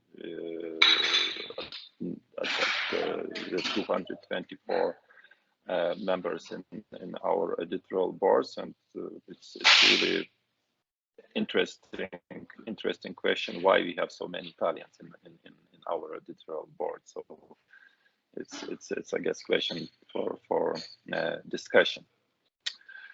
After we dig in different science disciplines, and we found out that there is quite clear difference. So the best result or the biggest amount of editorial board members from foreign countries are in technological science field. So in a technological science field, we have almost 68% of all editorial board members from foreign countries, and 32% from Lithuania. Talking after about social science, we have 57.8% from foreign countries and 42.2% from Lithuania. Medical and health science, 54%, 54.5% from foreign countries and 45.5% from Lithuania. Nature science, 52% from foreign countries, 48% from Lithuania. Humanity science, 49.5% from foreign countries, 50.5% from Lithuania. Agrarian and farming science, 40.2% from foreign countries, and 59.8% from Lithuania. And we had as well such a category like other journals. So mainly we're talking about interdisciplinary journals, which we cannot connect to any single scientific field. So we found out that in those interdisciplinary journals, only 38.7% of editorial board members were from foreign countries, and 61.5% 3% from Lithuania. So concluding, I guess we can see that there is clear difference in different scientific disciplines, and when we're talking about technological science or social science, we have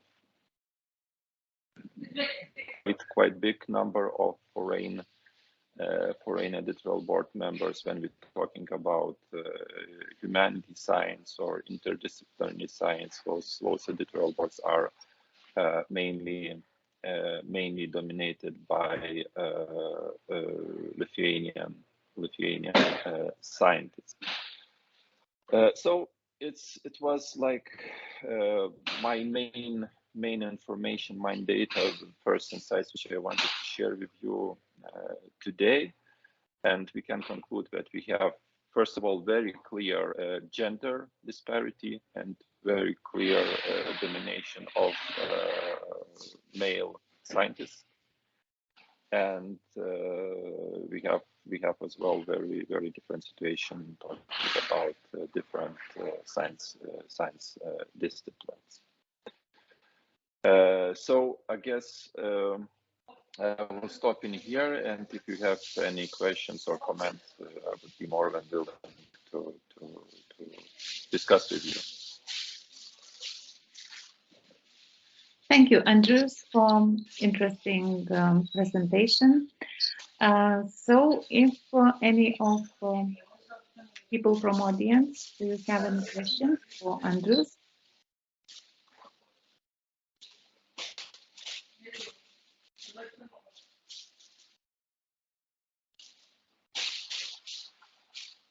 There is no questions.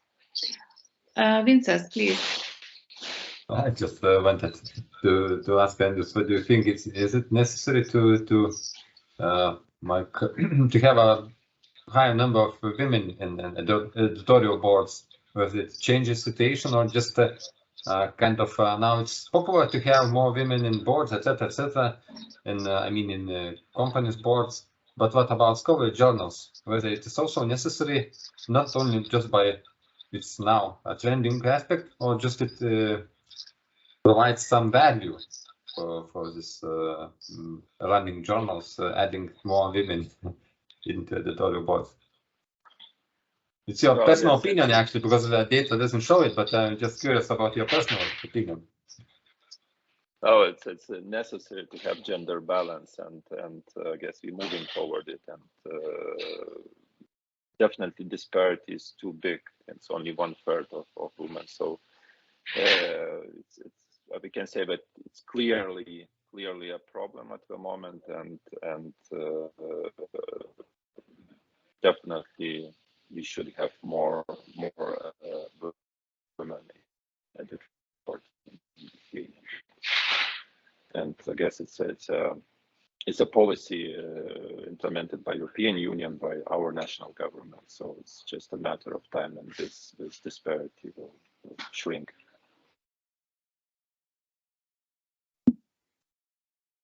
Thank you, Andrius. And my question would be the same regarding gender balance in editorial board. How do you think, Andrius, if this issue might be solved naturally when running time is going, or we have to apply some kind of requirement for editorial boards to solve this issue in the future? Oh, I guess it's.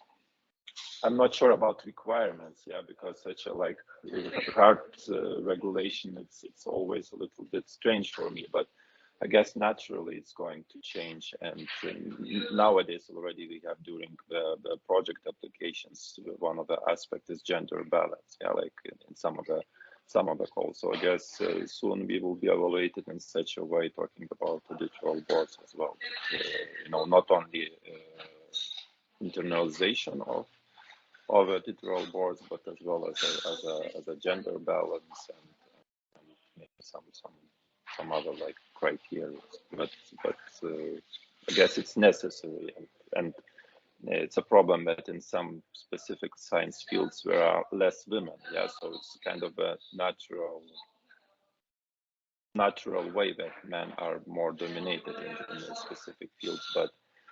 But again, if you would compare the let's say social science or in humanities science, it's still in some cases clear disparity, and this question should be addressed. Mm-hmm. Thank you, Andrius. And as you are giving presentation directly, yes. So maybe some words about the newest trends from Frankfurt directly for us, you can say. Oh, it's hard to say, you know, newest trends this year. The guest of honor of Frankfurt Book Fair is Slovenia. Small country, so it's amazing to see that country smaller than Lithuania can be such a nicely represented on global level, and I guess it can be as an inspiration for us, for Lithuanians, to do something similar, because it's possible, you know, to promote our authors, our culture on a big stage, on a worldwide stage, and it's only a matter of effort and desire, and I guess political will. Let me say like this, and hopefully one day Lithuania will be the guest of honor at Frankfurt Book Fair as well. Thank you, Andrius, once more. And have a good trip back home. We are very much, and I hope maybe you could join our closing discussion later on. It would be nice to have you with us for this discussion also. So, okay. Thank you. If I will have a possibility, I will join, but I cannot promise anything for now. So, okay. Thank you for this moment, and I have to introduce our presentation about supporting Diamond Open Access in Lithuania by Iryna Kuchma. Nice to see you, Iryna. Good morning. Is managing the Electronic Information for Libraries Open Access program since 2008, working in collaboration with library consortia in over 50 countries in Africa, Asia, and Europe. She advocates for open access to research results, facilities the development and implementation of open science policies and infrastructures, and provides support and training. So, Iryna, stage is yours. Our attention is yours. Please. Good morning. Thanks a lot for inviting me, and I hope you can hear me well, and I also hope you can see my slides. And I'm here with my colleague Evgenia, who contributed a couple of slides, and she'll also be around to answer questions, if any. And I hope you see my slides changing, right? You see my second slide already. Excellent. Sometimes I have some issues with Teams. So thanks a lot for invitation to talk about Diamond Open Access Publishing in Lithuania. And as you heard this morning, there were already excellent presentations and discussions about that. So I can only confirm that if we look at Lithuanian journals which are indexed in the directory of open access journals, out of 97 indexed journals, 77 don't charge article processing charges, and I think that's more or less corresponds with the previous talk where 25% of Lithuanian journals have article processing charges and the rest don't. So I think we can say that majority of Lithuanian journals are Diamond, which means that they don't charge a fee from neither readers nor authors, because when we talk about open access journals. And a good news for Diamond Open Access Publishing in Europe, that it's really high on political agenda. There was this recent conclusion from the Council of European Union from the 4th of May, which was called about high quality, transparent, open, trustworthy and equitable scholarly publishing. And it really stresses inequalities in scholarly publishing today in Europe. It really stresses how high APCs become unsustainable for public research funders and institutions in Europe, and stresses that not-for-profit scholarly open access publishing is a way to go, publishing that doesn't charge fees to authors or readers, and where authors could really publish their work without any eligibility criteria. Like if you have an agreement with the journal, then you can publish for free. If you don't, you can't publish. That will hopefully be ending sometime soon. And the question is now, how do you really develop scholarly publishing business models in Europe that don't depend on article processing charges or per unit charges, and how we could collaborate on the European level to make this happen really, really soon. It's also aligned with action plan for Diamond Open Access that was issued last year by research funders in Europe, Science Europe, and I was a little bit surprised that no Lithuanian publishers or associations joined this action plan yet, and maybe that's an opportunity.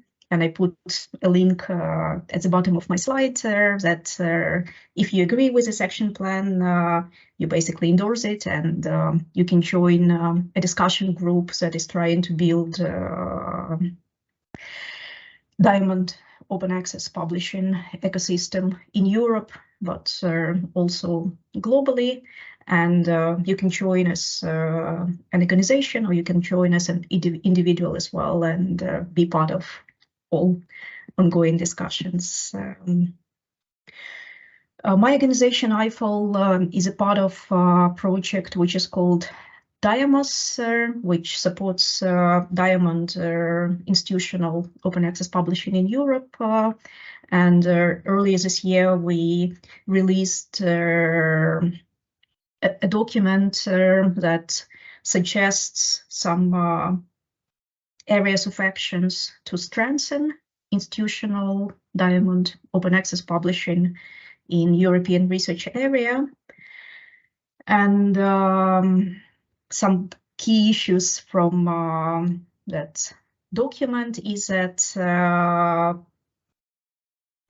are a lot of differences in Europe how institutional open access publishers operate, or institutional open access publishing units operate, and maybe there is a role to build capacities, and that was also mentioned in today's presentations in the morning slot, that there are still some areas where capacity could be built. And the idea is that maybe we could have something like a federation of national capacity centers for Diamond open access institutional publishers or hubs, and then a European hub that somehow supports those national centers. Another issue is to really try to clarify the landscape, and I think in Lithuanian case it's really clear that most publishing is really happening in institutions, but it's I guess a little bit messier in other European countries, and here I think it's important to really stress that open access publishing should be really public, scholar-owned, run by educational institutions, research institutions, And they are the ones that hold legal, ethical, scientific responsibility and ownership of journal titles. And then they could outsource some of the operations to service providers. And those service providers, they could be public or they could be private, but by no means those service providers will get the ownership of journal titles. So ownership should really stay with institutions, public institutions, and those service providers should have very specific contracts with limited responsibilities, limited activities, and just providing a service, but not playing any role in content ownership or title ownership. Another recommendation is to promote quality open access publishing, and we also just had, before the break, we had this discussion about publishing in local journals, that language of publication is by no means a proxy for quality. Publishing, good publishing happens in all the languages, and we need to showcase that maybe a little bit better. And what we suggest in the project that we will try to align some quality standards, and we'll create something like, maybe a little bit clumsy name, Extensible Quality Standard for Institutional Publishing, or EXIP for short. And the idea is to use it to showcase that institutional open access publishing is of high quality, and if there is some support needed quality-wise, then there will be this capacity hub and centers to maybe strengthen quality a bit. And then, of course, we're talking about Europe, but publishing is not really European only. Like, it's not national, it's not European, it's really global. And there is also a need to align on the global level, at least Diamond Open Access Publishing standards. So to support all that, we released a couple of guides already. So one of them we call Best Practices Quality Evaluation Criteria and Assessment Systems for Institutional Publishing Service Providers. And we looked at existing international frameworks, also national frameworks, and we tried to come up with some good practice advice. And then we also highlighted some bullet points for this EXIP, Extensible Quality Standard for Institutional Publishing. And if you're interested, you could check the links in my presentation. And we also prepared a checklist for Diamond Open Access publishers, where we summarized recommendations, and we see it as a self-assessment tool that publishers could go through and check whether they are operating according to the current best practice, or maybe some adjustments are needed. And if adjustments are needed, then there are some tips how those adjustments could happen. Then also we ran a European survey of Diamond Open Access Publishing, and I would like to thank Vincas for helping to disseminate this survey among Lithuanian journals. And I would like to show some preliminary findings, what Lithuanian institutions publishing Diamond Open Access journals said. So there was a question, would you like to collaborate on certain areas? And Lithuanian institutions said that they would consider collaborating with other organizations on editorial services, production services, IT and communication services, training, support advice on publishing policies and best practices. And that's great, and I hope very soon we'll start this European level collaboration. Then there was a question about current open access and open science policies in Lithuanian journals. which areas are covered. And then all those who responded, they said that they address copyright, they allow self-archiving, they use open licenses, they also use identifiers, and they follow metadata standards.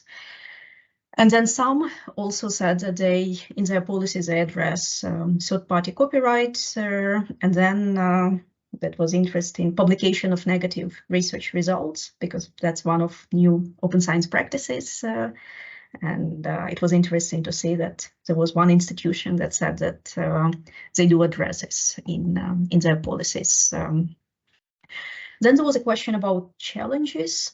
And for example, what are the challenges in providing adequate resources for the infrastructure and services?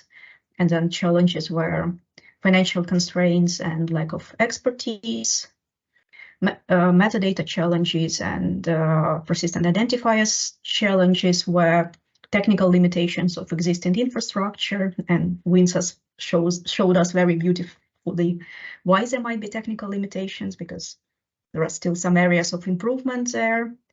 Then lack of human resources and also lack of expertise for achieving interoperability standards with other services. Again, lack of expertise, technical limitations of current publishing platforms, lack of human resources, and then financial and administrative constraints on archiving, backing up, or preserving content and software. Again, lack of human resources, lack of expertise, technical limitations of existing infrastructure. And these were responses from some of institutions. So there are institutions in Lithuania that don't have this kind of challenges.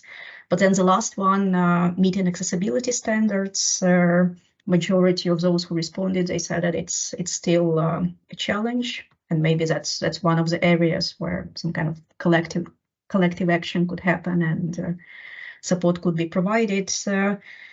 And both DIAMAS and another sister project of DIAMAS, which is really a technical project improving existing free and open source infrastructure for journal publishing Crossref, they will be offering some easy to implement solutions in the coming year. Another area, and it was mentioned among challenges, financial constraints were mentioned, and there is a strong commitment from European funders to come up with a model how Diamond Open Access Publishing could be supported in Europe. And a group of research funding organizations, Science Europe, will be hosting the first meeting in December. And then within a year, there will be some actionable recommendations and guidelines for research funders, sponsors, and donors, how to support Diamond Open Access. Another issue, and it was also mentioned today, is really research assessment. EIFL just had our General Assembly in Vilnius, and we were really happy to see Vice Rector of Vilnius University, also Tautas Magnus University, who joined a vice chair of European Coalition on Reforming Research Assessment, or COARA, and discussed how we could move away from how we evaluate researchers and institutions now to something which is more qualitative, more equitable, and really works better for those who publish in local languages and not in English. And there were some inspiring developments, and I really hope that very soon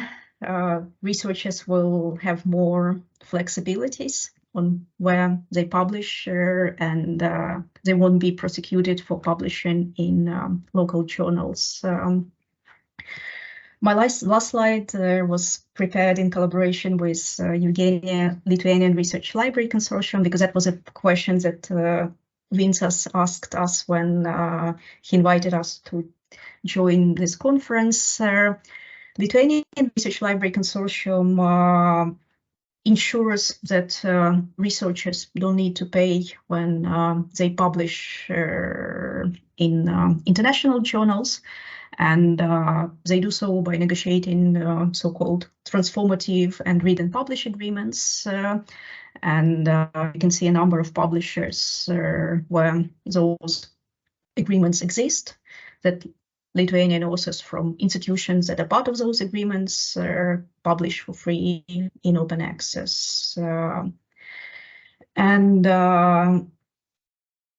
Unfortunately, with the current research assessment system, they tend to go for those international publications as first choice. I'm not saying that everyone is doing that, but majority unfortunately do. And if there will be some changes in research assessment, and if they would go to local journals, then EIFL would be very much interested to discuss how local journals could also be financially supported by European funders, also European consortia. And Evgenia was offering also some maybe joint outreach and training activities for researchers as a collaboration between Lithuanian Research Library Consortium and Lithuanian Diamond Open Access Journal publishers. Thank you so much, and we'll be happy to answer your questions. And you see Evgenia also here. And please, Vincas. Yeah, so just want to react to your last slide. Actually, it's a hot topic, actually, what you said about it. In the publishers community, I speaking about those so-called transformative agreements, and it looks like that even more funds goes out of academia in a circle. I mean, they're just going to support financially big private publishers, and those publishers which are local ones want to be more internationally recognized and want to maintain actually Diamond Open Access publishing model. Yeah, out of that circle, actually.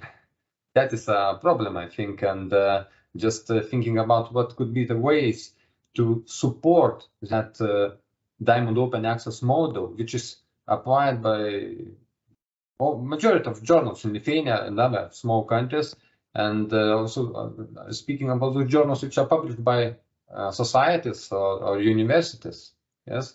And those, I just want to say that those big publishers already have quite budgets collected by charging APCs, etc., etc. So that's why we are supporting those publishers instead of supporting those small publishers. In simple words, my question is as such. So maybe I'll start and Evgenia will help me. General principle is that when we negotiate transformative agreements, they are cost neutral. So there is no price increase when open access publishing is added to subscription agreements. Of course, it's a principle, and in reality, it's not so simple, and it's not happening with every publisher, but it does happen with some publishers.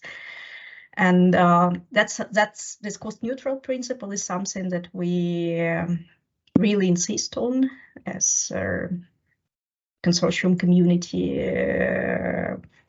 in library consortia community in Europe and also globally. So it's not about getting even more money out of Lithuanian public sector and supporting commercial players. It's really trying to offer the service for the same amount of money. But then reality is a little bit more complicated, and I don't know how much you would like to share, Evgenia, because you was the one who is actually running, and yeah, we're not recording now, so I guess. Hello, everyone. Yes, I will not share all those prices, but yes, for some publishers, we have the same prices as we had when we just had read agreements, not read and publish. But what I need to say that the demands to have those transformative agreements comes not from us but from researchers. It means that researchers would like to publish their articles in these particular societies or, publishers. So I don't know if we are able to push to push researchers to think differently. I think that Iryna told that the situation might change when we have some new or different research assessment system. I think that this is about this. And also maybe even education and training for researchers, like especially early career researchers, because I was actually really surprised when there were some trainings for early career researchers in Lithuania, and most of them said that they would like to publish in Nature. And I don't know, maybe it's a good ambition to have, but maybe it's also time to kind of think back and realize that maybe not everyone needs to publish in Nature, and there are a lot of other good journals. But I think that comes with education, that researchers need to know that there are more high quality journals than Nature and Science. Yeah, just I understand what you're saying, but how we can have new Nature or published by Kaunas Technology University, private university, Vilnius University, if those journals published by those universities are diamond open access journals usually, and some of charge so small APCs, etc., just to cover those layout and typesetting expenditures. But if we do not have funds to support those local diamond open access journals, we can't expect them to become new Nature or new whatever high quality journals. Yes, that's what I wanted to say that. And yes, we can have funds for researchers to publish on their dream journal Nature, but also maybe we could have funds to support local university-based diamond open access journals. Just say, that they would have a possibility to grow actually. I think that's exactly the idea behind the Science Europe meetings. There are also discussions in European university associations, how on the European level we could have some kind of fund that would support quality local journals in European countries. So it wouldn't happen next year, but I hope that within a couple of years, with strong support from Council of European Union, we'll have some kind of permanent, much higher funding for supporting local journals. Okay, if you need some helping hand, just write. We will do our best to help you to achieve this goal. Yeah, that's why we were also here, because we really would like to collaborate more with you and also with other journals publishers. Yeah, and thanks, Rita, for your question.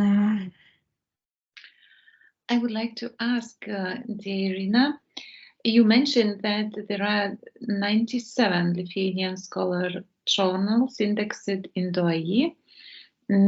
Could you say from which fields of science are mainly journals, or they are more or less from all different fields of science? I would say multidisciplinary, but I can quickly check if you want to.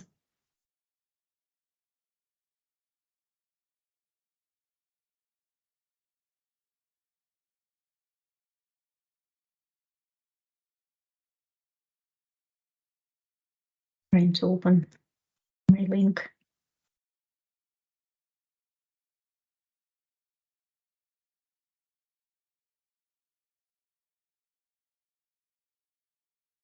So I'm dropping it in the chat.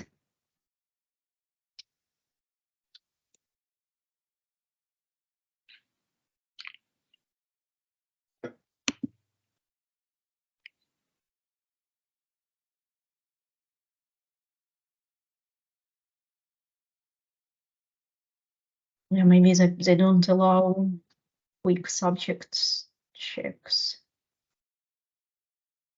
So I guess you can kind of scroll this page and see journal subjects. So let's see, medicine, science, social sciences, medicine again, technology, language, literature. Yeah, I guess a little bit of everything.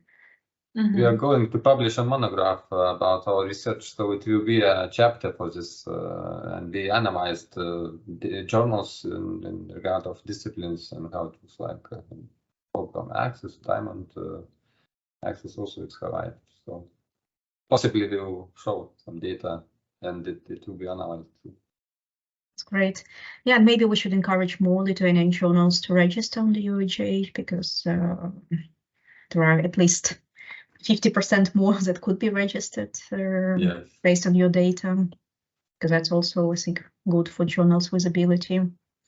And also maybe when funders would start introducing criteria for funding journals, maybe being indexed in DOJ would be one of the criteria. So I guess the sooner journals join, the better. I can say just from my own experience as working in one of the journal's editorial staff, we a few months ago started to be how to say, registration procedure for being indexed in the IE.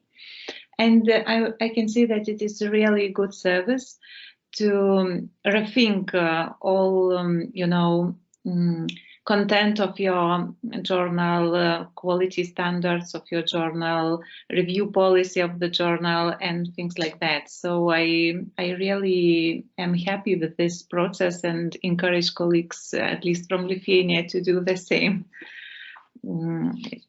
So thanks, Iryna. I see we do not have questions for this moment, but maybe we will have them in closing discussion.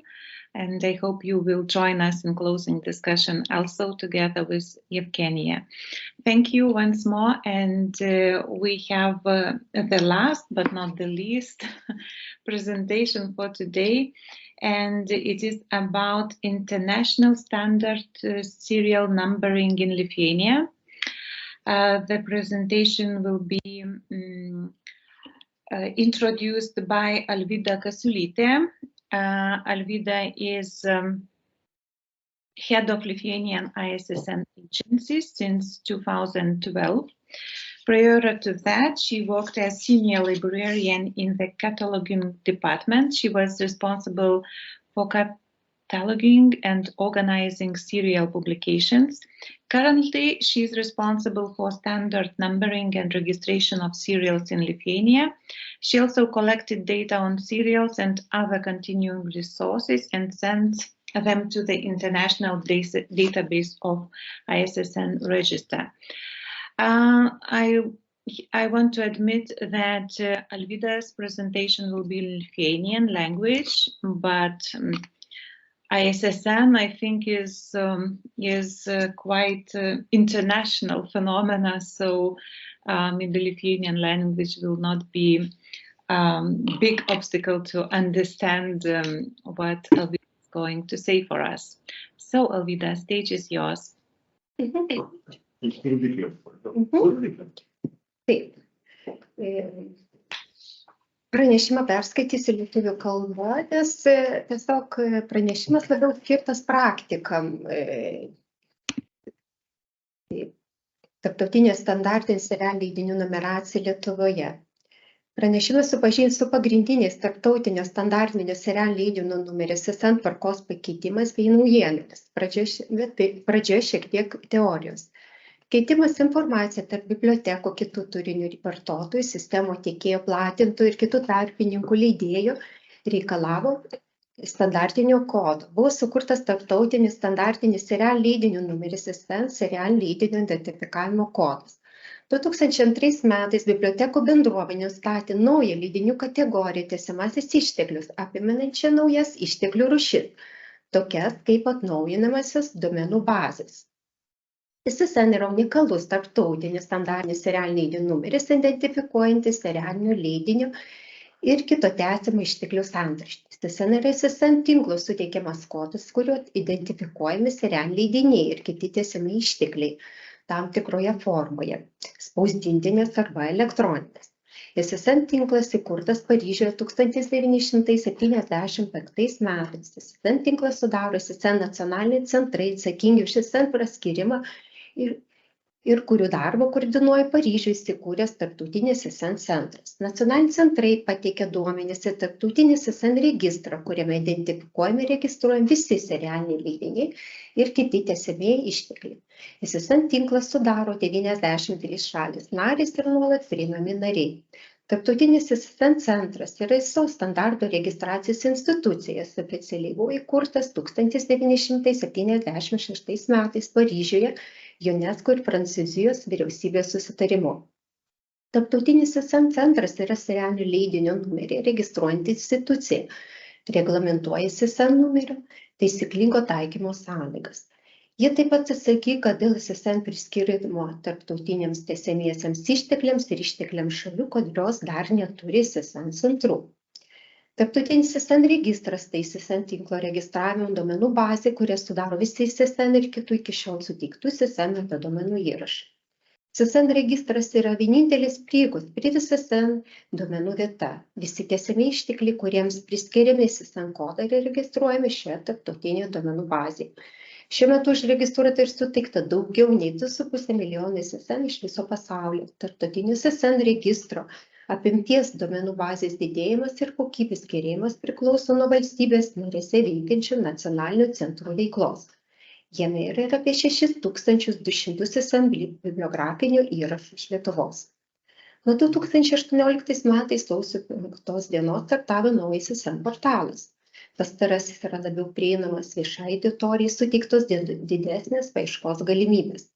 Paprastos išplėstinės eksperto paieškos parinktis, detali paieška įskaitant dalykų klasifikaciją, naujus rodinų funkcijos įskaitant laiko juostą, leidinių geografinę vietą antraštę. Paieškos rezultato filtravimas ir rūšiavimas. Labiausiai paplitus paieška tai išplėstinė paieška, kurioje galima rasti informacijos pagal įvairius tęsiamo išteklius pasirinktus kriterijus. Pagal naujausias standarto taisyklės tęsiamų išteklių tipai buvo papildyti naujomis reikšmėmis, bet apie tai pakalbėsiu šiek tiek vėliau. Tarptautinis ISSN registre ne visi tęsiamų išteklių tipai žymimi konvertuojant bibliografinių įrašų metaduomenis. Nuo 2024 metų bus atnaujinta ISSN portalo puslapio versija. Bus ir suteiktos naujos funkcijos galimybės. Neregistruoti vartotojai gali prisijungti prie ISSN portalų, kur suteikiama būtiniausia informacija patvirtinti ISSN įrašą. ISSN registras pereinamas su slaptažodžiais, nes kitiems vartotojams jis prenumeruojamas. ISSN registras naudojamas tęsiamų išteklių paieškai, katalogavimo, elektroninių katalogų, tarptautinių duomenų bazių, kurių pagrindas yra ISSN sudarymai. ISSN registras yra daugiakalbė duomenų bazė. ISSN numeris susideda iš 8 arabiškų skaitmenų nuo 0 iki 9, išskyrus paskutinį kontrolinį skaitmenį, kuris kartais gali būti rumėnišku X. Skaičiai rašomi 2 grupėmis po 4 skaitmenis ir atskiriami brūkšneliu. Paskutinis skaitmuo yra kontrolinis skaitmuo. ISSN suteikiamas visiems serialiniams leidiniams ir kitiems tęsiamiesiems ištekliams, nesižvelgiant į verslo modelį ir platinimo būdus. Leidžiamės dabar, nebeleidžiamės ar numatomės leisti artimiausiai ateityje, bet kuria laikmenos forma. ISSN suteikiamas vieną kartą ir jis nekinta, nekeičiamas ir nenaudojamas kitam ištekliui. ISSN suteikimas nedaro įtakos tęsiamo išteklius turiniui ir kokybei. Pagal naujausią standartą 2022 metų informaciją ir dokumentą tarptautinis standartinis serialinių leidinių numeris, kaip minėjau, buvo papildytas tęsiamų išteklių tipų, kuriems gali būti suteiktas ISSN sąrašas. Tęsiamasis išteklius leidinys bet kurio laikmeno leidžiamas neriboto laiko prie iš anksto numatytos baigties ir prieinamas visuomeniai. Tęsiamieji ištekliai apima serialinius leidinius ir atnaujinamosius išteklius, spausdintinis ar elektroninės formas. Serialiniai leidiniai tai leidinys bet kokioje laikmenoje leidžiamas, viena po kitos rengiamomis dalimis, paprastai su numeraciniais ar chronologiniais pažymėjimais. Ir numatomas leisti neribotą laiką, bet kokį periodiškumu.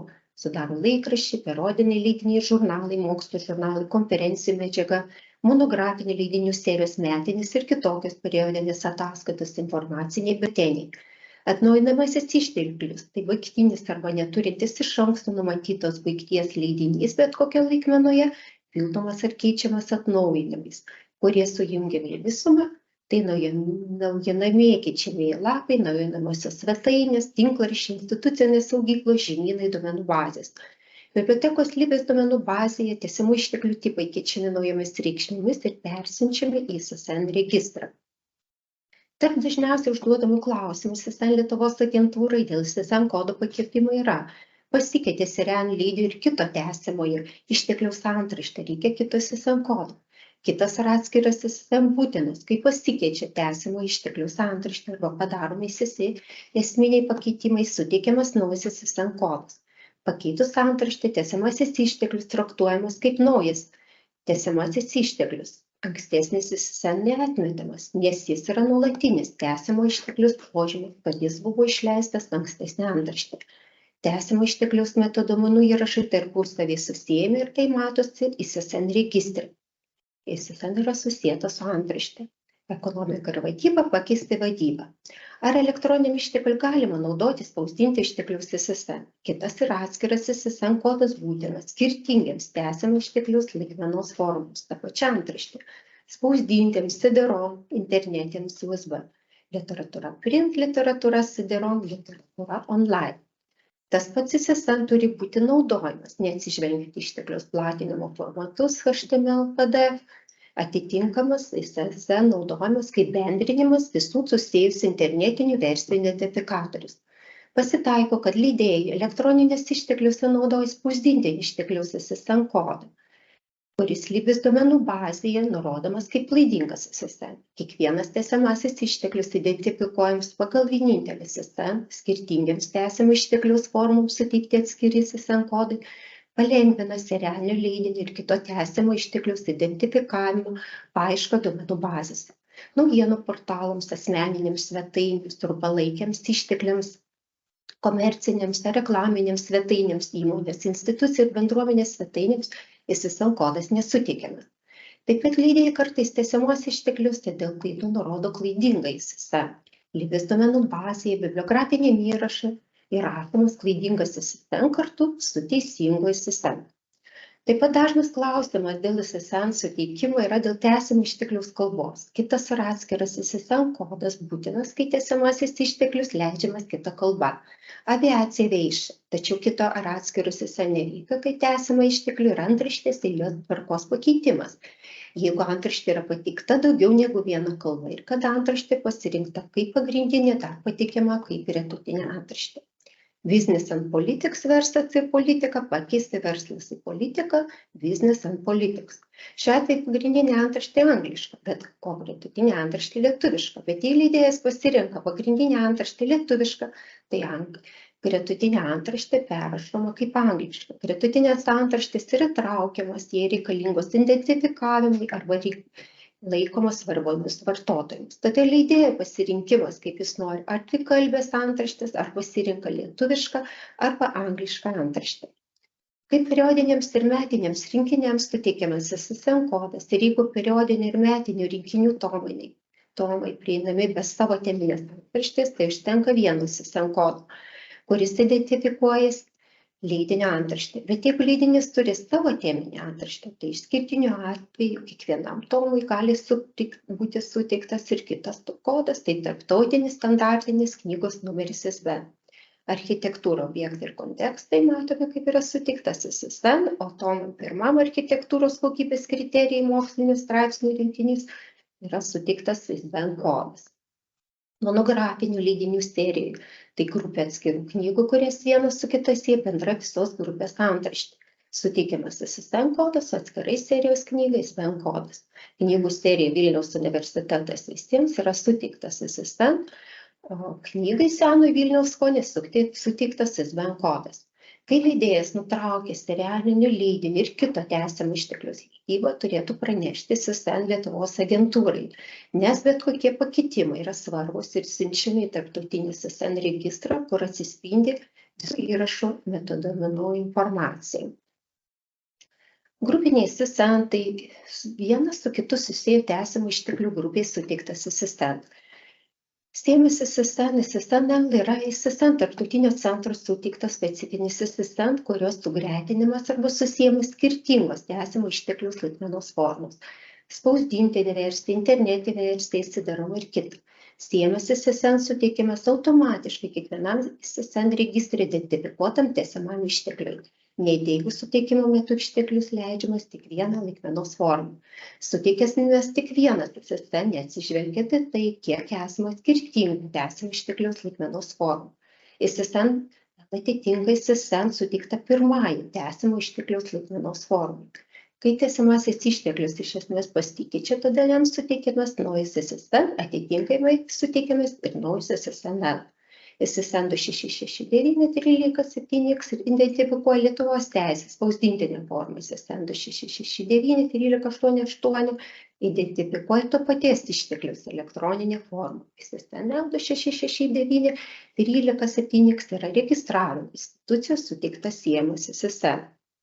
ISSN 25386670 identifikuoja Hieronimo Saglo elektroninę formą, ISSN 27836487 identifikuoja to paties ištekliaus spausdintinę formą, ISSN 25386667 identifikuoja yra registravimo institucijai suteiktas siejamas ISSN. ISSN 2345007x mokslo tai praktikos aktualios ir perspektyvos, kurio teikiama tik internetinė forma. ISSN 2345007x yra registravimo institucijai suteiktas siejamas ISSN. ISSN neturi įtakos įprastų ISSN naudojimui, nes jis naudojamas papildomai. Nuo 2024 metų ISSN tarptautinis centras vykdys projektą siekdamas priskirti ISSN istoriją, siejant įvairias tęsiamų išteklius formas. Pasiekiamus per ISSN portalą bus suteikta galimybė tarpusavį sujungti tęsiamuosius išteklius, šiuo metu leidžiamus, nebeleidžiamus ar numatomus leisti artimiausiai ateityje skirtingomis laikmenomis.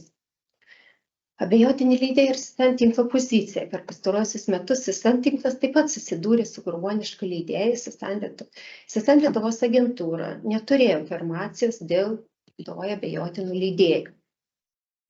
Taip pat ISSN Lietuvos agentūra dalyvavo INTA Academic Partnership organizuotame seminare Combating Predatory Academic Journals and Conferences, kuriame buvo pristatyta grobuoniška akademinių žurnalų ir konferencijų problematika, tyrimo ataskaita ir galimi problemos sprendimo būdai.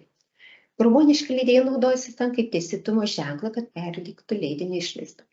Pagrindinis principas ISSN nacionalinio centrų yra tas, kad jų vaidmuo yra identifikuoti leidinius. ISSN yra kodas, kuriame nėra jokios informacijos apie leidinio kilmę ar turinį, bet to jis negarantuoja turinio kokybės ar galiomis, nes jis tik identifikuoja leidinį. Taigi ISSN nacionaliniai centrai neturi teisės vertinti spausdinto ar internetinių mokslinių publikacijų kokybės. Tačiau ISSN nacionaliniai centrai pasilieka teisę atsisakyti ISSN kodo praskyrimo, jei leidėjas pateikia klaidinančią informaciją. ISSN nacionaliniai centrai gali atidėti ISSN praskyrimą dėl nepakankamos informacijos apie leidybos duomenis. Taip pat gali atidėti ISSN kodo suteikimą, kol bus išleistas pirmas numeris arba bus prieinamas daugiau straipsnių. ISSN gali būti panaikintas, jei vėliau paaiškėja, kad prašyme buvo pateikta klaidinanti informacija. Visada galima kreiptis į ISSN Lietuvos agentūrą dėl ISSN duomenų patikrinimo. Todėl svarbu pabrėžti, kad ISSN registre pateikiama tiksli bibliografinė informacija apie serialinių leidinių ir kito tęsimo ištekliaus antraštę, nors ji neduoda jokios informacijos apie turinio kokybę. 2015 metais ISSN tarptautinis centras pradėjo bendradarbiauti su Vincas kompanija remiama daugybės tarptautinė leidėjų asociacijų institucijų. Jos tikslas padėti mokslininkams vadovautis pagrindiniais kriterijais, pagal kurios pasirinkama, kur publikuoti savo tyrimus. Organizacija dalyvauja mokslinė komunikacija įvairiais lygiais ir parengė kontrolinius sąrašus žurnalams ir knygoms, kurios tyrėjai gali naudoti norėdami įvertinti ir žurnalų knygos ar leidėjo galiojimus. ISSN tarptautinis centras taip pat organizuos seminarą nacionaliniams centrams, kuriame bus išsamiai aptariamas elgesys su abejotinais leidėjais. Nuo 2013 metų ISSN tinklas palaiko atviros prieigos leidybą visame pasaulyje, platindamas informaciją apie mokslinius žurnalus ir kitų tipų akademinius tęsiamuosius išteklius per atviros prieigos mokslo išteklių katalogą ROT. Tai vienintelė prieigos vieta, kur yra paskelbti visi atviros prieigos moksliniai tęsiamieji ištekliai visame pasaulyje. Unikali ROT savybė yra pasaulinės statistikos teikimas, leidžiantis vartotojams stebėti atviros prieigos išteklius plėtrą. ROT duomenų bazai priskiriami yra žurnalai, monografinės serijos, konferencijos, akademinės saugyklos ir mokslinės duomenų bazės tinklaraščiai. Nuo 2021 metų įsigalėjo nauji ROT skirimo kriterijai. Pagrindiniai kriterijai būtų: visas turinys turi būti atviros prieigos ir prieinamas nuo naujausių numerio paskelbimo pradžios. Išteklius turi turėti tam tikrą URL. Turinys turi būti akademinio arba mokslinio pobūdžio visose žinių srityse. Nurodoma redakcija ir mokslinė atsakomybė bei leidinio vadovaujančio asmens pavardė, taip pat nurodomas redakcinės institucijos ir akademinės priklausomybės. Žurnalo patvirtinti standartai arba etikos kodeksai yra minimi KOBROS, Finkček, Savlet. Paminėtos taip pat yra indeksavimo paslaugos, kuriuose pateikiamas yra žurnalas. Duomenys apie atviros prieigos mokslo tęsiamuosius išteklius į ROT duomenų bazę traukiami yra iš tarptautinių ISSN registrų. ROT katalogą išregistruoti yra ir 276 atviros prieigos moksliniai tęsiamieji ištekliai iš Lietuvos. Tai skaitmeninis objektų identifikatorius. Rekomenduojame, kad leidėjai naudotų ISSN kodą kaip antraštės lygio dalį, kurią jie naudoja, kad pateiktų nuolatinę nuorodą į savo žurnalą. Antraštės lygio vardas gali būti suteikiamas leidinio straipsnių lygmenį tam tikram leidinio straipsniui. Abiem atvejais leidėjas turėtų įtraukti leidinius ISSN metaduomenis teikiamus atitinkamai DOI registravimo agentūrai. DOI registravimo agentūra vėliau ISSN įtrauks į viešuosius duomenis susijęs su antrašte arba straipsniu. Dėl bet kokių antraštės pakeitimų, kuriems reikalingas naujas ISSN kodas, taip pat turėtų būti sukurtas naujas antraštės lygio DOI, kad būtų užtikrintas Crossref ir ISSN registro nuoseklumas. Scopus DOI tai atviros prieigos žurnalų katalogai, kuriuose pateikiami visatekščiai moksliniai referuojami žurnalai įvairių mokslo temomis. DOI ir Scopus duomenų bazė tikslai yra skatinti ISSN tarptautinį centrą DOI ir Scopus keistis metaduomenimis apie kokybiškos atviros prieigos žurnalus ROT paslaugos sistemoje. ORCID yra skirtas identifikuoti mokslinės komunikacijos autorius ir bendradarbius, taip pat ORCID svetainė ir paslaugas. Tarptautinis ISSN partnerystės su ORCID pagerina patikimos informacijos apie akademinius žurnalus ir mokslinius straipsnių publikavimo vietas, prieinamumą ir lengvesnį atradimą. ORCID naudoja ISSN portalą, kad galėtų ieškoti žurnalo antraštės, patikimame šaltinį, rodyti šiuos duomenis ORCID įrašuose. ORCID duomenų bazėje patikima yra nuoroda nukreipiančios į to žurnalo portale puslapį. Nurodydamas ISSN portalą savo tyrėjų sąsajų, ORCID padidina ISSN duomenų matomumą internete. ISSN tai standartizuotas tarptautinis standartinis vardo identifikatorius, skirtas identifikuoti kūrybinių darbų bendradarbius ir tuos, kurie aktyviai platina juos. ISSN yra paskirtis nustatyti asmenys, organizacijos grupės, kurios kūrimo procese atlieka įvairius vaidmenis. Tarptautinis ISSN centras yra ISSN tarptautinės agentūros narys, todėl naudoja esamą ISSN priskirtą organizacijoms ir leidėjams, kad užpildyti ISSN įrašus. Taip yra užtikrinama ISSN ir ISSN sąveika. Nuo 1993 metų standartinė serialų leidinių numeracija Lietuvoje vykdo ISSN Lietuvos agentūrai, įkurta Lietuvos nacionalinė Martyno Mažvydo biblioteka. ISSN Lietuvos agentūra vienintelė institucija Lietuvoje vykdanti tarptautinę standartinę serialų leidinių numeraciją. ISSN Lietuvos agentūra taip pat registruoja visus Lietuvoje leidžiamus tęsiamuosius išteklius, vykdo ISSN sistemos sklaidą Lietuvoje, skaičiuoja brūkšninius kodus, perregistruoja tęsiamuosius išteklius kitam leidėjui, kaupia duomenis apie savo šalies serialinius leidinius skirtus tęsiamuosius išteklius ir siunčia tarptautinę duomenų bazę ISSN registrą. Tęsiamasis išteklius Tarptautinis ISSN registrai yra patvirtinamas po spausdintinio ir elektroninių fizinio laikino tęsiamo ištekliaus privalomą egzemplioriaus pateikimą nacionaliniai bibliotekai. Kai tęsiamasis išteklius internete įgyja ISSN, jis siunčiamas į tarptautinį ISSN registrą, kur taip pat yra patvirtinamas. Šiuo metu Lietuvoje išregistruota apie 1500 leidėjų, kurie leidžia tęsiamuosius išteklius, iš kurių apie 300 leidėjų leidžia elektroninius tęsiamuosius išteklius. Pastebama yra tendencija, kad paskutiniais metais daugiau leidžiami yra elektroniniai ištekliai. Apie 1380 ISSN kodų suteikta mokslo pobūdžio tęsiamiesi ištekliams, iš jų apie 600 ISSN kodų suteikta elektroniniams mokslo pobūdžio ištekliams. Kiekvienas serialinių ir kitų tęsiamų išteklių leidėjas Lietuvoje turi galimybę užregistruoti savo leidinius ir įsigyti ISSN. Jam tai reikia susisiekti su ISSN Lietuvos agentūra. Dokumentus galima siųsti elektroniniu paštu arba užpildžius paraišką paslaugų portale. Daugiau informacijos galima rasti Nacionalinės bibliotekos svetainėje lambda.lt skyrelyje leidėjai. Nacionalinės bibliotekos specialistai parengė leidybinio duomenų pateikimo leidinyje metodinės rekomendacijas su pavyzdžiais. Šiame metodiniame leidinyje pateiktos rekomendacijos, kaip nurodyti leidybinius duomenis tęsiamuosiuose ištekliuose, žurnaluose, laikraščiuose, periodiniuose ir metiniuose rinkiniuose, tiek spausdintinės, tiek elektroninės formos ISSN turi būti pateikiamas viršutiniame dešiniajame priekinių viršelio kampe arba antraštiniame lape. ISSN galima rašyti ir kitame gerai matome leidinio vietoje ir metrikoje. Elektroniniuose ištekliuose CD-ROM, DVD. Internete ISSN pateikiamas disko etiketėje ir pirmame ekrano lange arba pagrindinėme meniu. Jeigu tie patys tęsiami ištekliai leidžiami skirtingomis laikmenomis formomis, kurioms suteikti skirtingi ISSN, tai visų laikmenų formų ISSN turi būti nurodyti.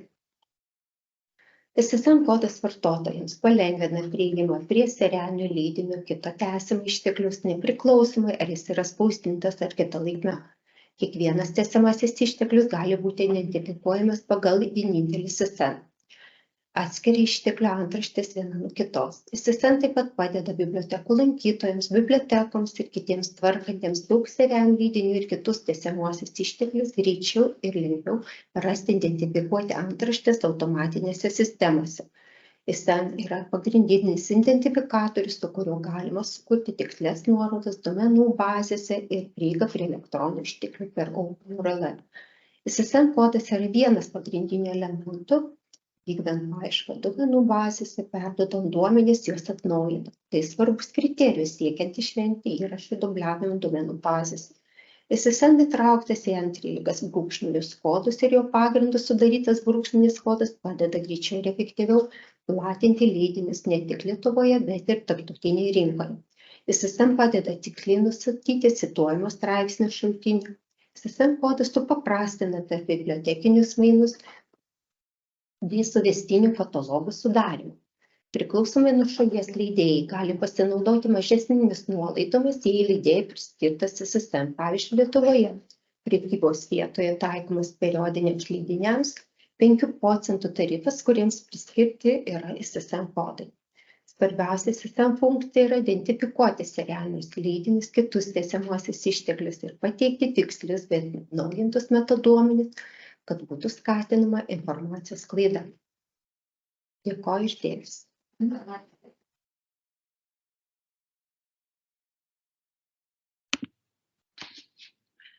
Dėkojam Alvida jums. Thanks Alvida, and maybe somebody has some questions. You can ask in English, we will translate, no problem.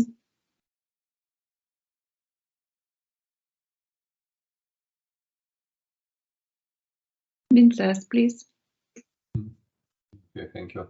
I just wanted to ask about non-active scholarly journals or just journals which are non-active any longer, which doesn't publish any new issue, for instance, for up to 5 years or longer. So whether you are going to introduce some kind of service or just some marking or whatever, just that it would be possible to check whether the journal is live or not, because authors usually face that problem. When they find that website of the journal, it is sometimes not clear whether the journal is live or not, whether to submit to the journal or no, and maybe EISSN agency could be like a last point where you can check what is the real situation with the journal.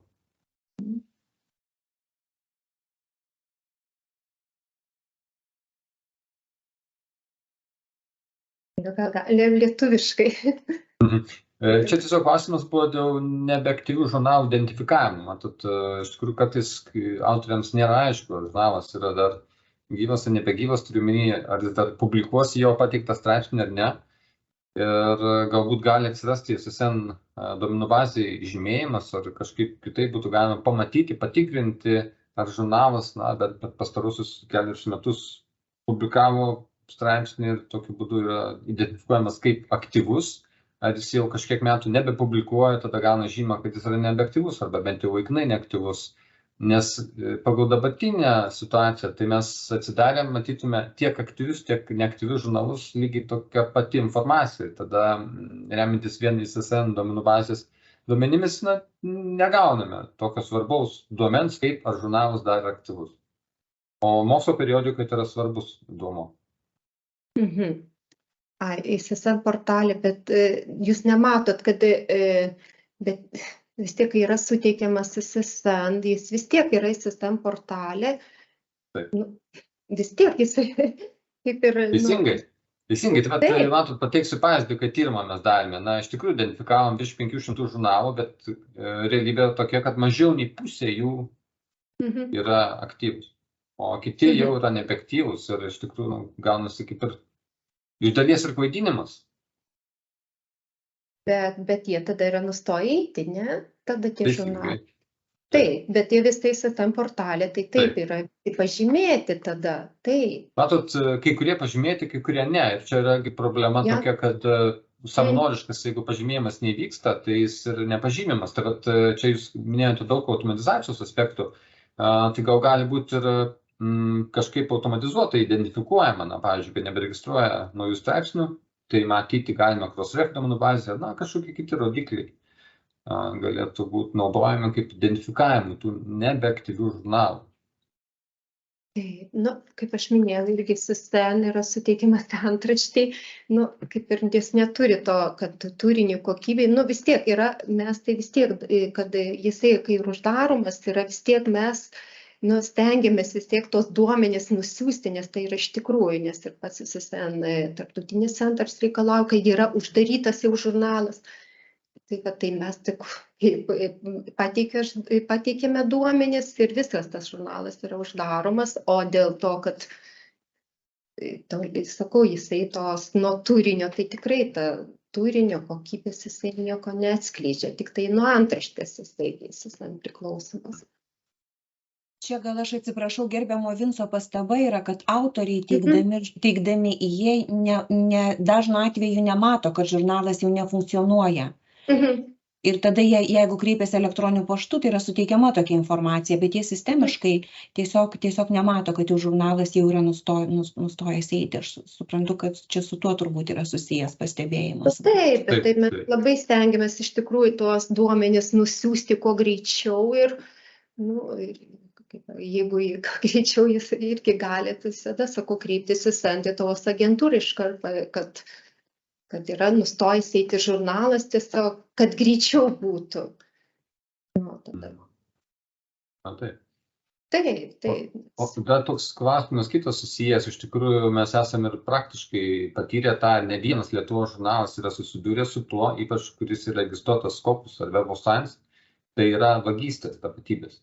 Gal neminėsiu šitų žurnalų pavadinimų, tiesiog gal nebūtina, bet esmė tokia, kad yra faktiškai nukopijuojamas tainis turinys, panaudojamas pavadinimas, EISSN taip pat, sukuriamas to žurnalo, kaip sakyt, dublikatas, tokiu būdu viliojami autoriai, įmamės PC mokestis, visą kitą ir po to, kai publikuoja jie tos straipsnius, žinoma, autoriai sako, kodėl nėra Scopus ar panašiai.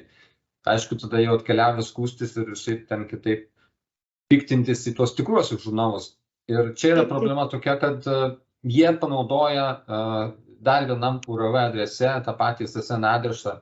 Tai mano klausimas, ar gali būti taip, kad ISSN numeris pavadinimas būtų siejamas su viena, nes įprastai žurnalas turi vieną interneto svetainę, tapsime, kad būtų susijęta tai.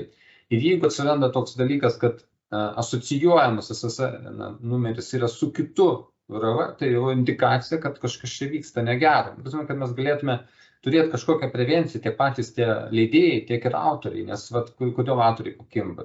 Yra įdėtas ISSN-as, toks žurnalas respektavus, gali pasitikrinti, ISSN yra registruota, puiku, bet iš tikrųjų, jeigu būtų URL adresas, tai išduotų, kad tu esi netikro žurnalo svetainėje.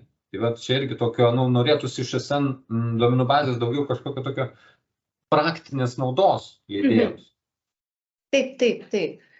Taip, bet sakau, kaip ir minėjau, kad reikia visada galima tiesiog tiesiogiai bendradarbiauti su ISSN agentūra tada, todėl mes taip pasižiūrėtumėm ir, kaip minėjau, dar irgi bus kaip tik irgi seminaras organizuojamas būtent ISSN irgi dar tarptautinio centro, ten dėl šitų abejotinų leidėjų dar labiau, tai va, tai žodžiu, kaip bendradarbiauti su ISSN Lietuvos agentūra.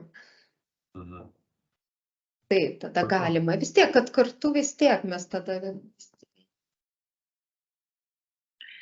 Ačiū, Alvida. Vincas, may I kindly ask you to make short summary in English about our discussion in Lithuanian for the colleagues, those who don't understand Lithuanian. Okay. So just we discussed about how to identify non-active journals because the ISSN agency doesn't provide information whether the journal is still active or non-active. Just it can be that publisher doesn't care and doesn't inform ISSN agency that they are just not going to publish any more issues. And yeah, if it is not informed, so it means in ISSN agency that journal is seen as active. But maybe by using other identifiers as DI number or something like that, it would be possible to identify non-active journals and to mark them as to X social network has to premium accounts, etc. Some marking, special marking, and you can identify something about how active or non-active the journal is. And another aspect is about we have a problem in Lithuania, but I probably think that you faced abroad as well. It is when somebody steals journal identity. They copy all content of the journal, use title, SN, and just create a duplicate website and collect APC, publish papers. And after, of course, authors somehow notice that it's a fake journal, and of course, they write a complaints to real journal about this situation. And so maybe it could be possible to prevent this duplication by adding a new additional identifier in ISSN database. It is URL address of that journal website. Usually journals have one website, and nowadays it is impossible to know, okay, journal uses it's real ISSN, associated correctly with the title, etc., but we don't see URL address. So that's why it is difficult to identify whether that journal website is a fake website or it's a real working journal website. So kind of we expect as publishers from ISSN agency more practical value, to identifying non-active journals and also helping to prevent of them to say stealing identity of journals. Thanks, Vincas. And I see Birute Railene. She wants something to ask or comment. Please, Birute. Hello, can you hear me? Yes. Vince, you just talked about this international database where you can check whether journal is active or not. Is it, I just checked portal and it doesn't show information about journal. Well, I tried which is long ago, and it doesn't say whether it's active or not. It says Yes. nothing. Just Lithuanian print. So which about that check whether journal is active or not. Okay, it's just kind of very difficult to hear you correctly, but I'm just suppose you're just adding your comments on ISSN agency and not kind of that we are as publishers unable to identify. National database for ESSN. Do you refer to international or to Lithuanian?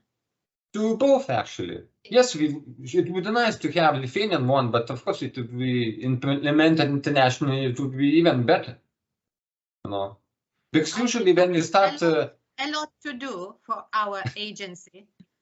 of course, but it's normal for us to expect something because we face some practical problems. So it's kind of maybe someday we can start solving those problems, because someday it was important to recognize that to have identification for journals, and that was enough. But nowadays we have some problems with identification in regard of how we can use information on the internet. So that's why it would be good to implement and add new things to ISSN database.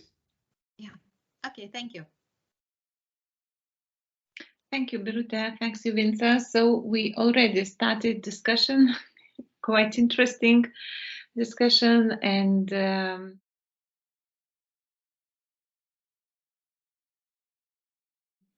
yeah, we have to start our closing discussion.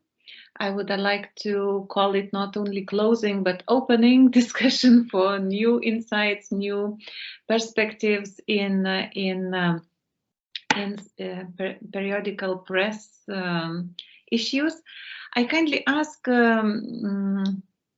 all people who make presentations today to turn on cameras, and it will be more warm atmosphere for the discussion.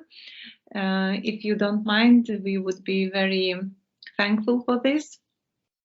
And of course, others who would like to ask and participate, you can turn on cameras, and we can feel much more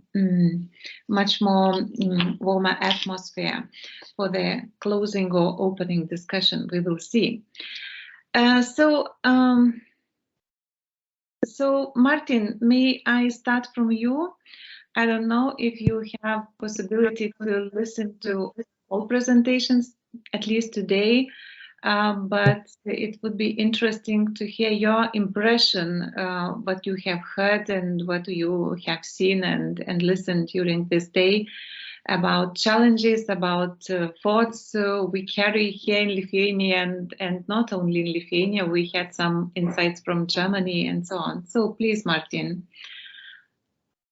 Yeah, I guess firstly, can you hear me? My microphone is working correctly. Yes. Okay, excellent.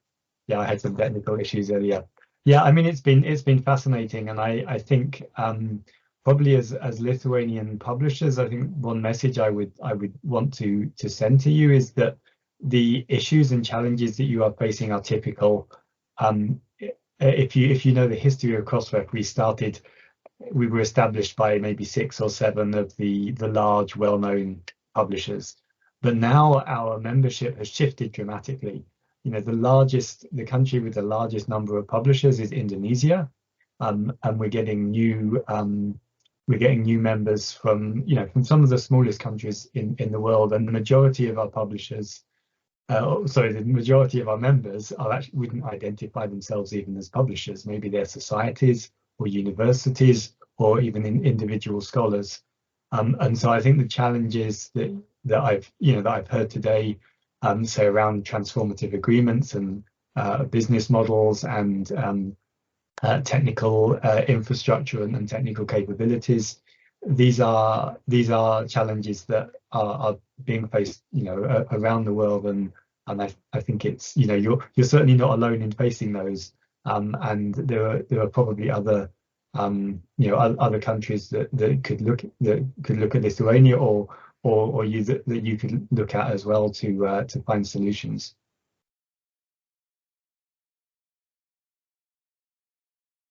Rita, we can hear you.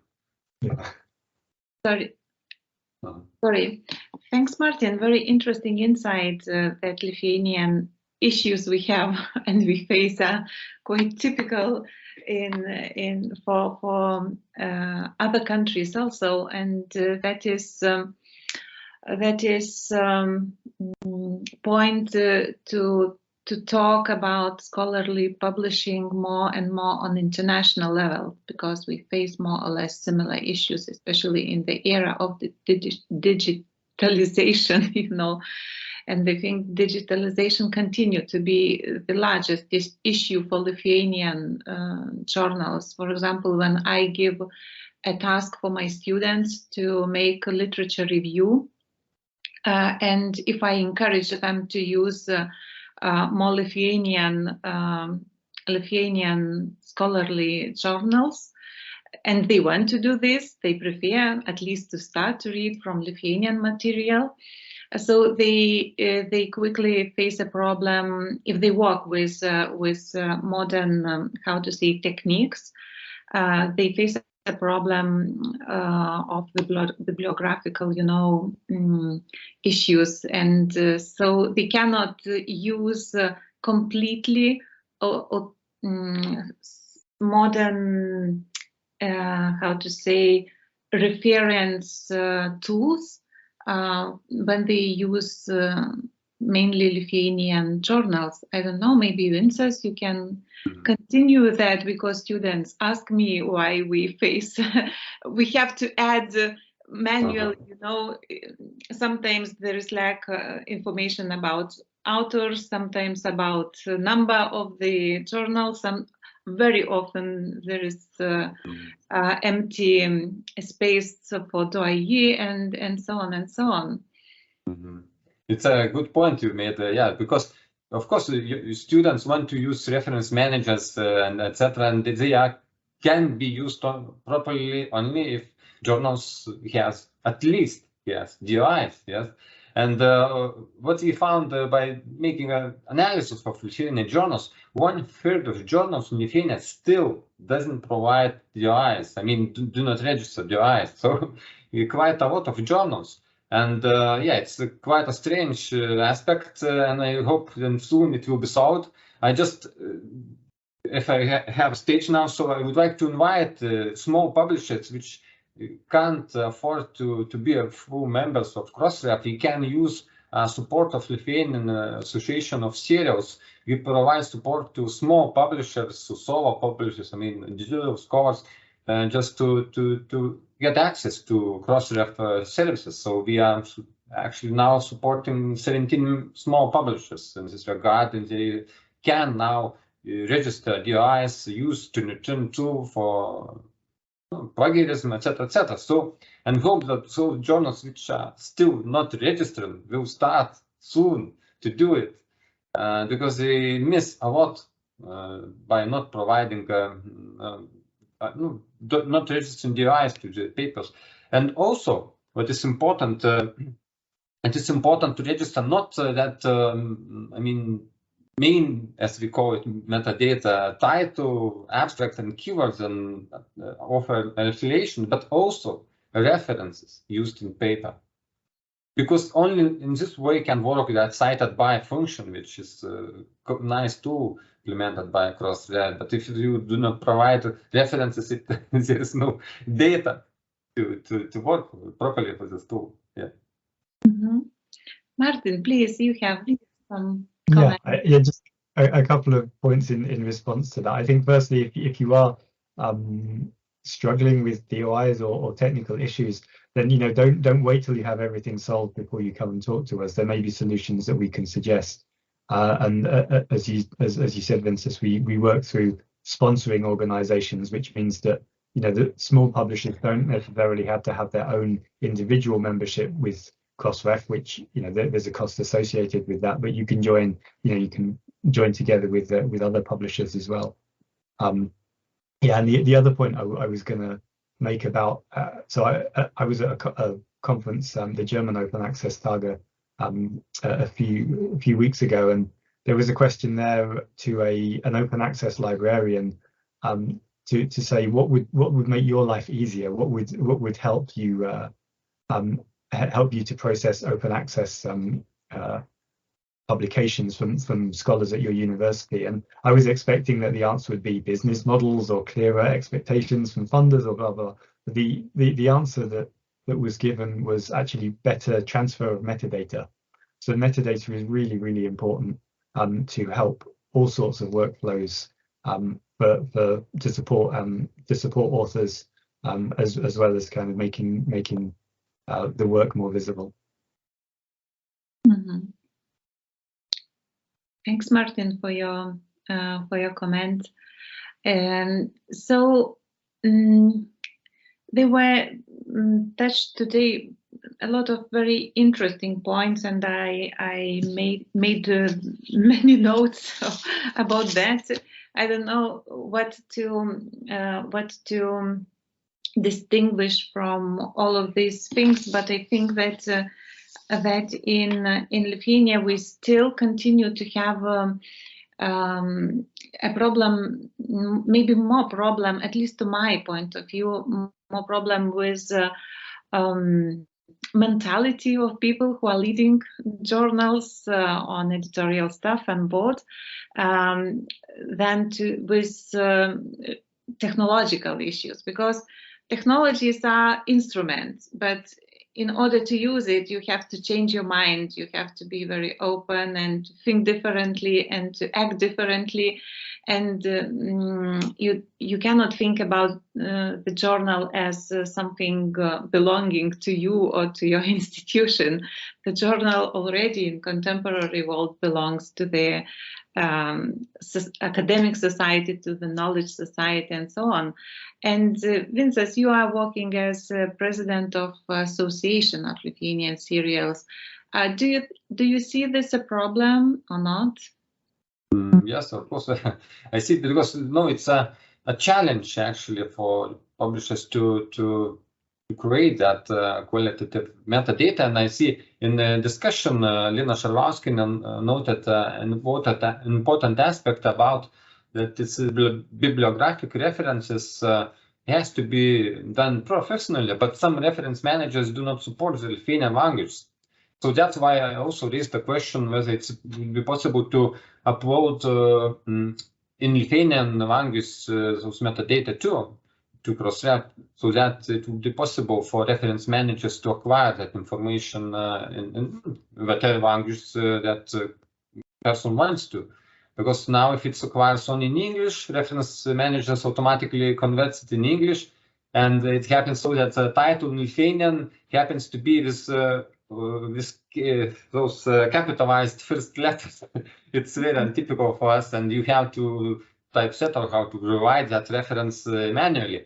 And also, as I noted, when publishers doesn't use professional software for publishing, usually they have to prepare their metadata manually and following some tagging system, which is quite complicated to do it manually. For instance, if you want to submit to Crossref manually typeset metadata, you have to know XML standard or JSON at least, etc. So it's a challenge would be. And so if you use professional software, it does for you the job automatically. You don't need to know any standards, whatever. You just have to input into some fields that data, and that's it. The program should do that job for you.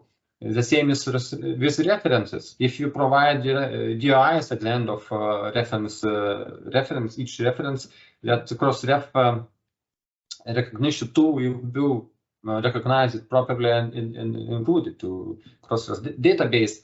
So what it is, the starting point is the technologies you use, and it helps you to prepare the high quality metadata for your journals, for papers, and for authors too. So yeah, so maybe the thing is just to think how to move from that, how to say, I don't know, print publishing mode to really electronic publishing mode, and to help yourself, your journal, and your community to in such a way.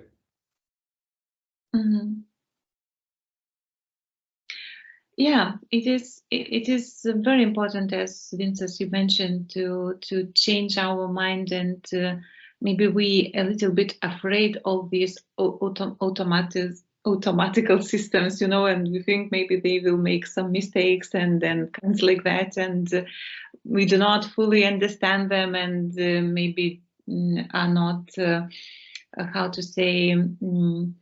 We don't like to rely on them. Maybe that is also, we are used in science to do everything by ourselves, and so on and so on, and to delegate our workforce systems, technological capabilities.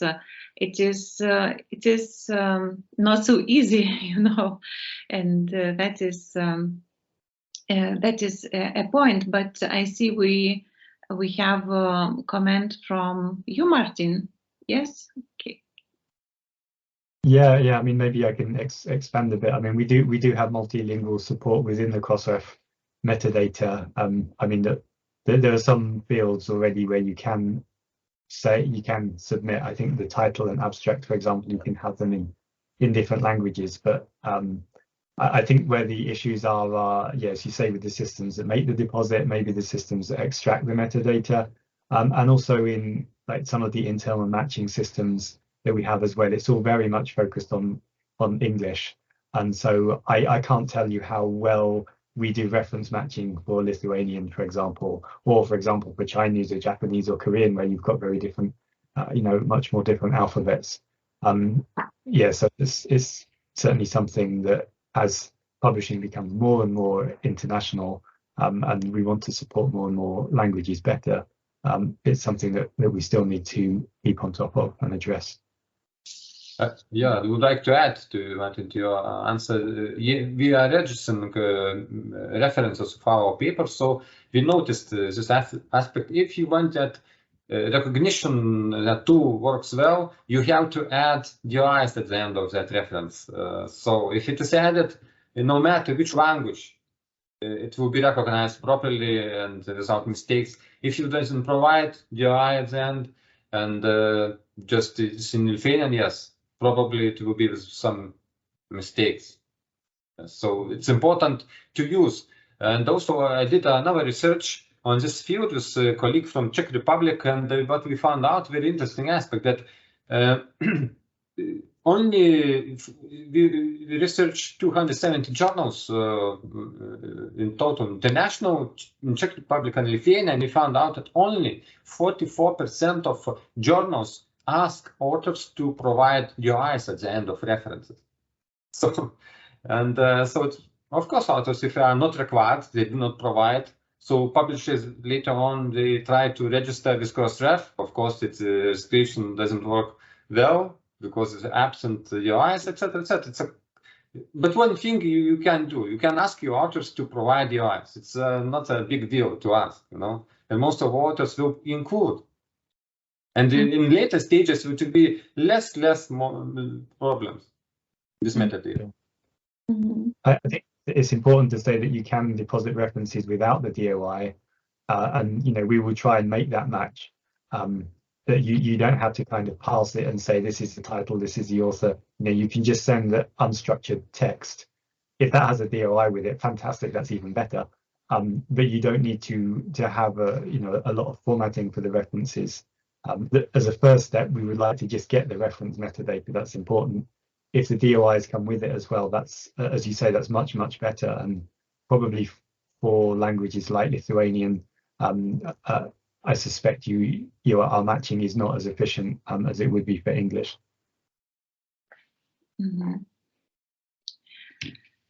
And maybe at the end, I would like to notice, Martyn, from your presentation, I made some notes for myself. I don't know if I am right.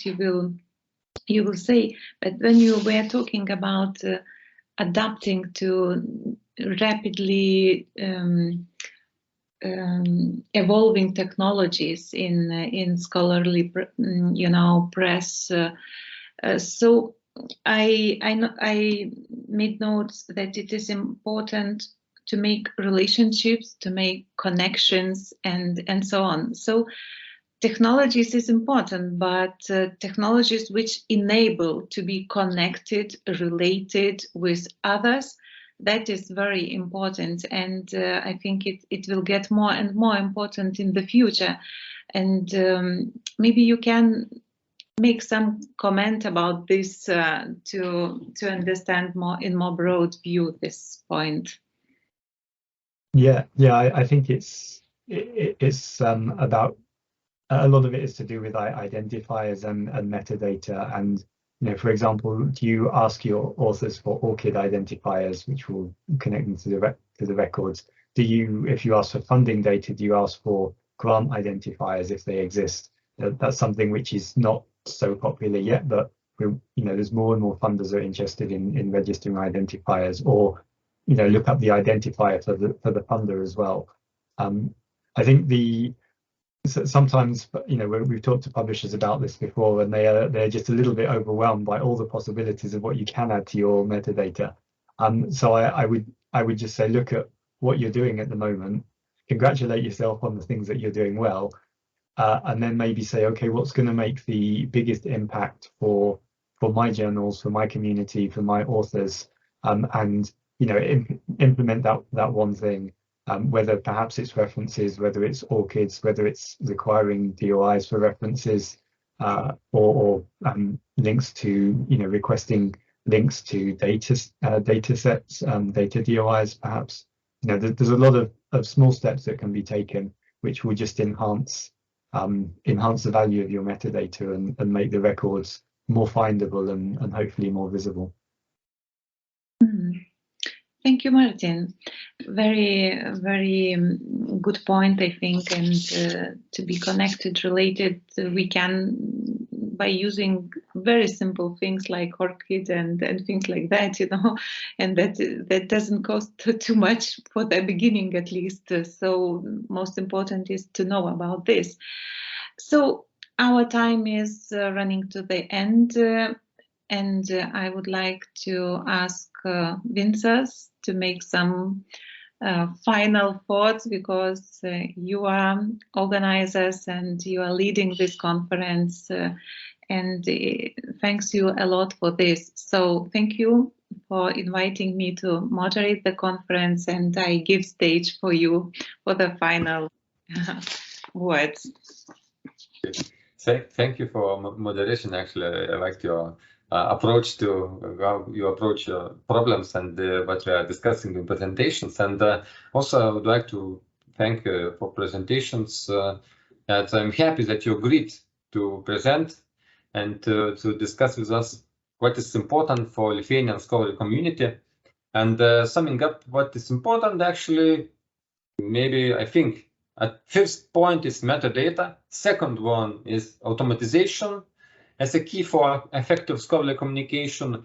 And third step, not least important, is like a journal policy, which describes and how the journal is run.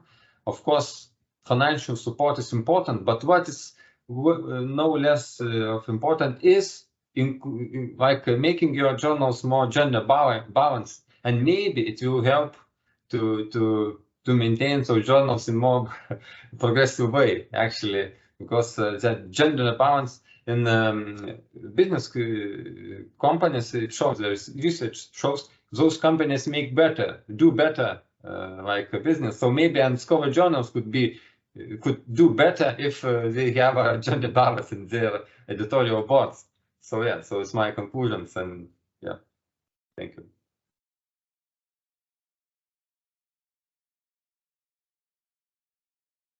So we have to finish for today, and Vincas, we open how to say, platform for the next conference next year, and we are waiting messages about this. I think the conference was very nice, and both days. Yesterday was very interesting day with historical retrospective. Today we have day with more future-oriented perspectives, and altogether, I think the people, those who attended both days, the conference has gained really a lot of fruitful insights for today and for the future. So thanks once more, and hopefully we will meet and see one another in other events and conferences and seminars and things like that, and we are waiting for next the same nice events as we had for these 2 days. Thanks for all once more. Thank you for listening. I'm happy that we had quite a wide community of our scholarly publishers in this audience.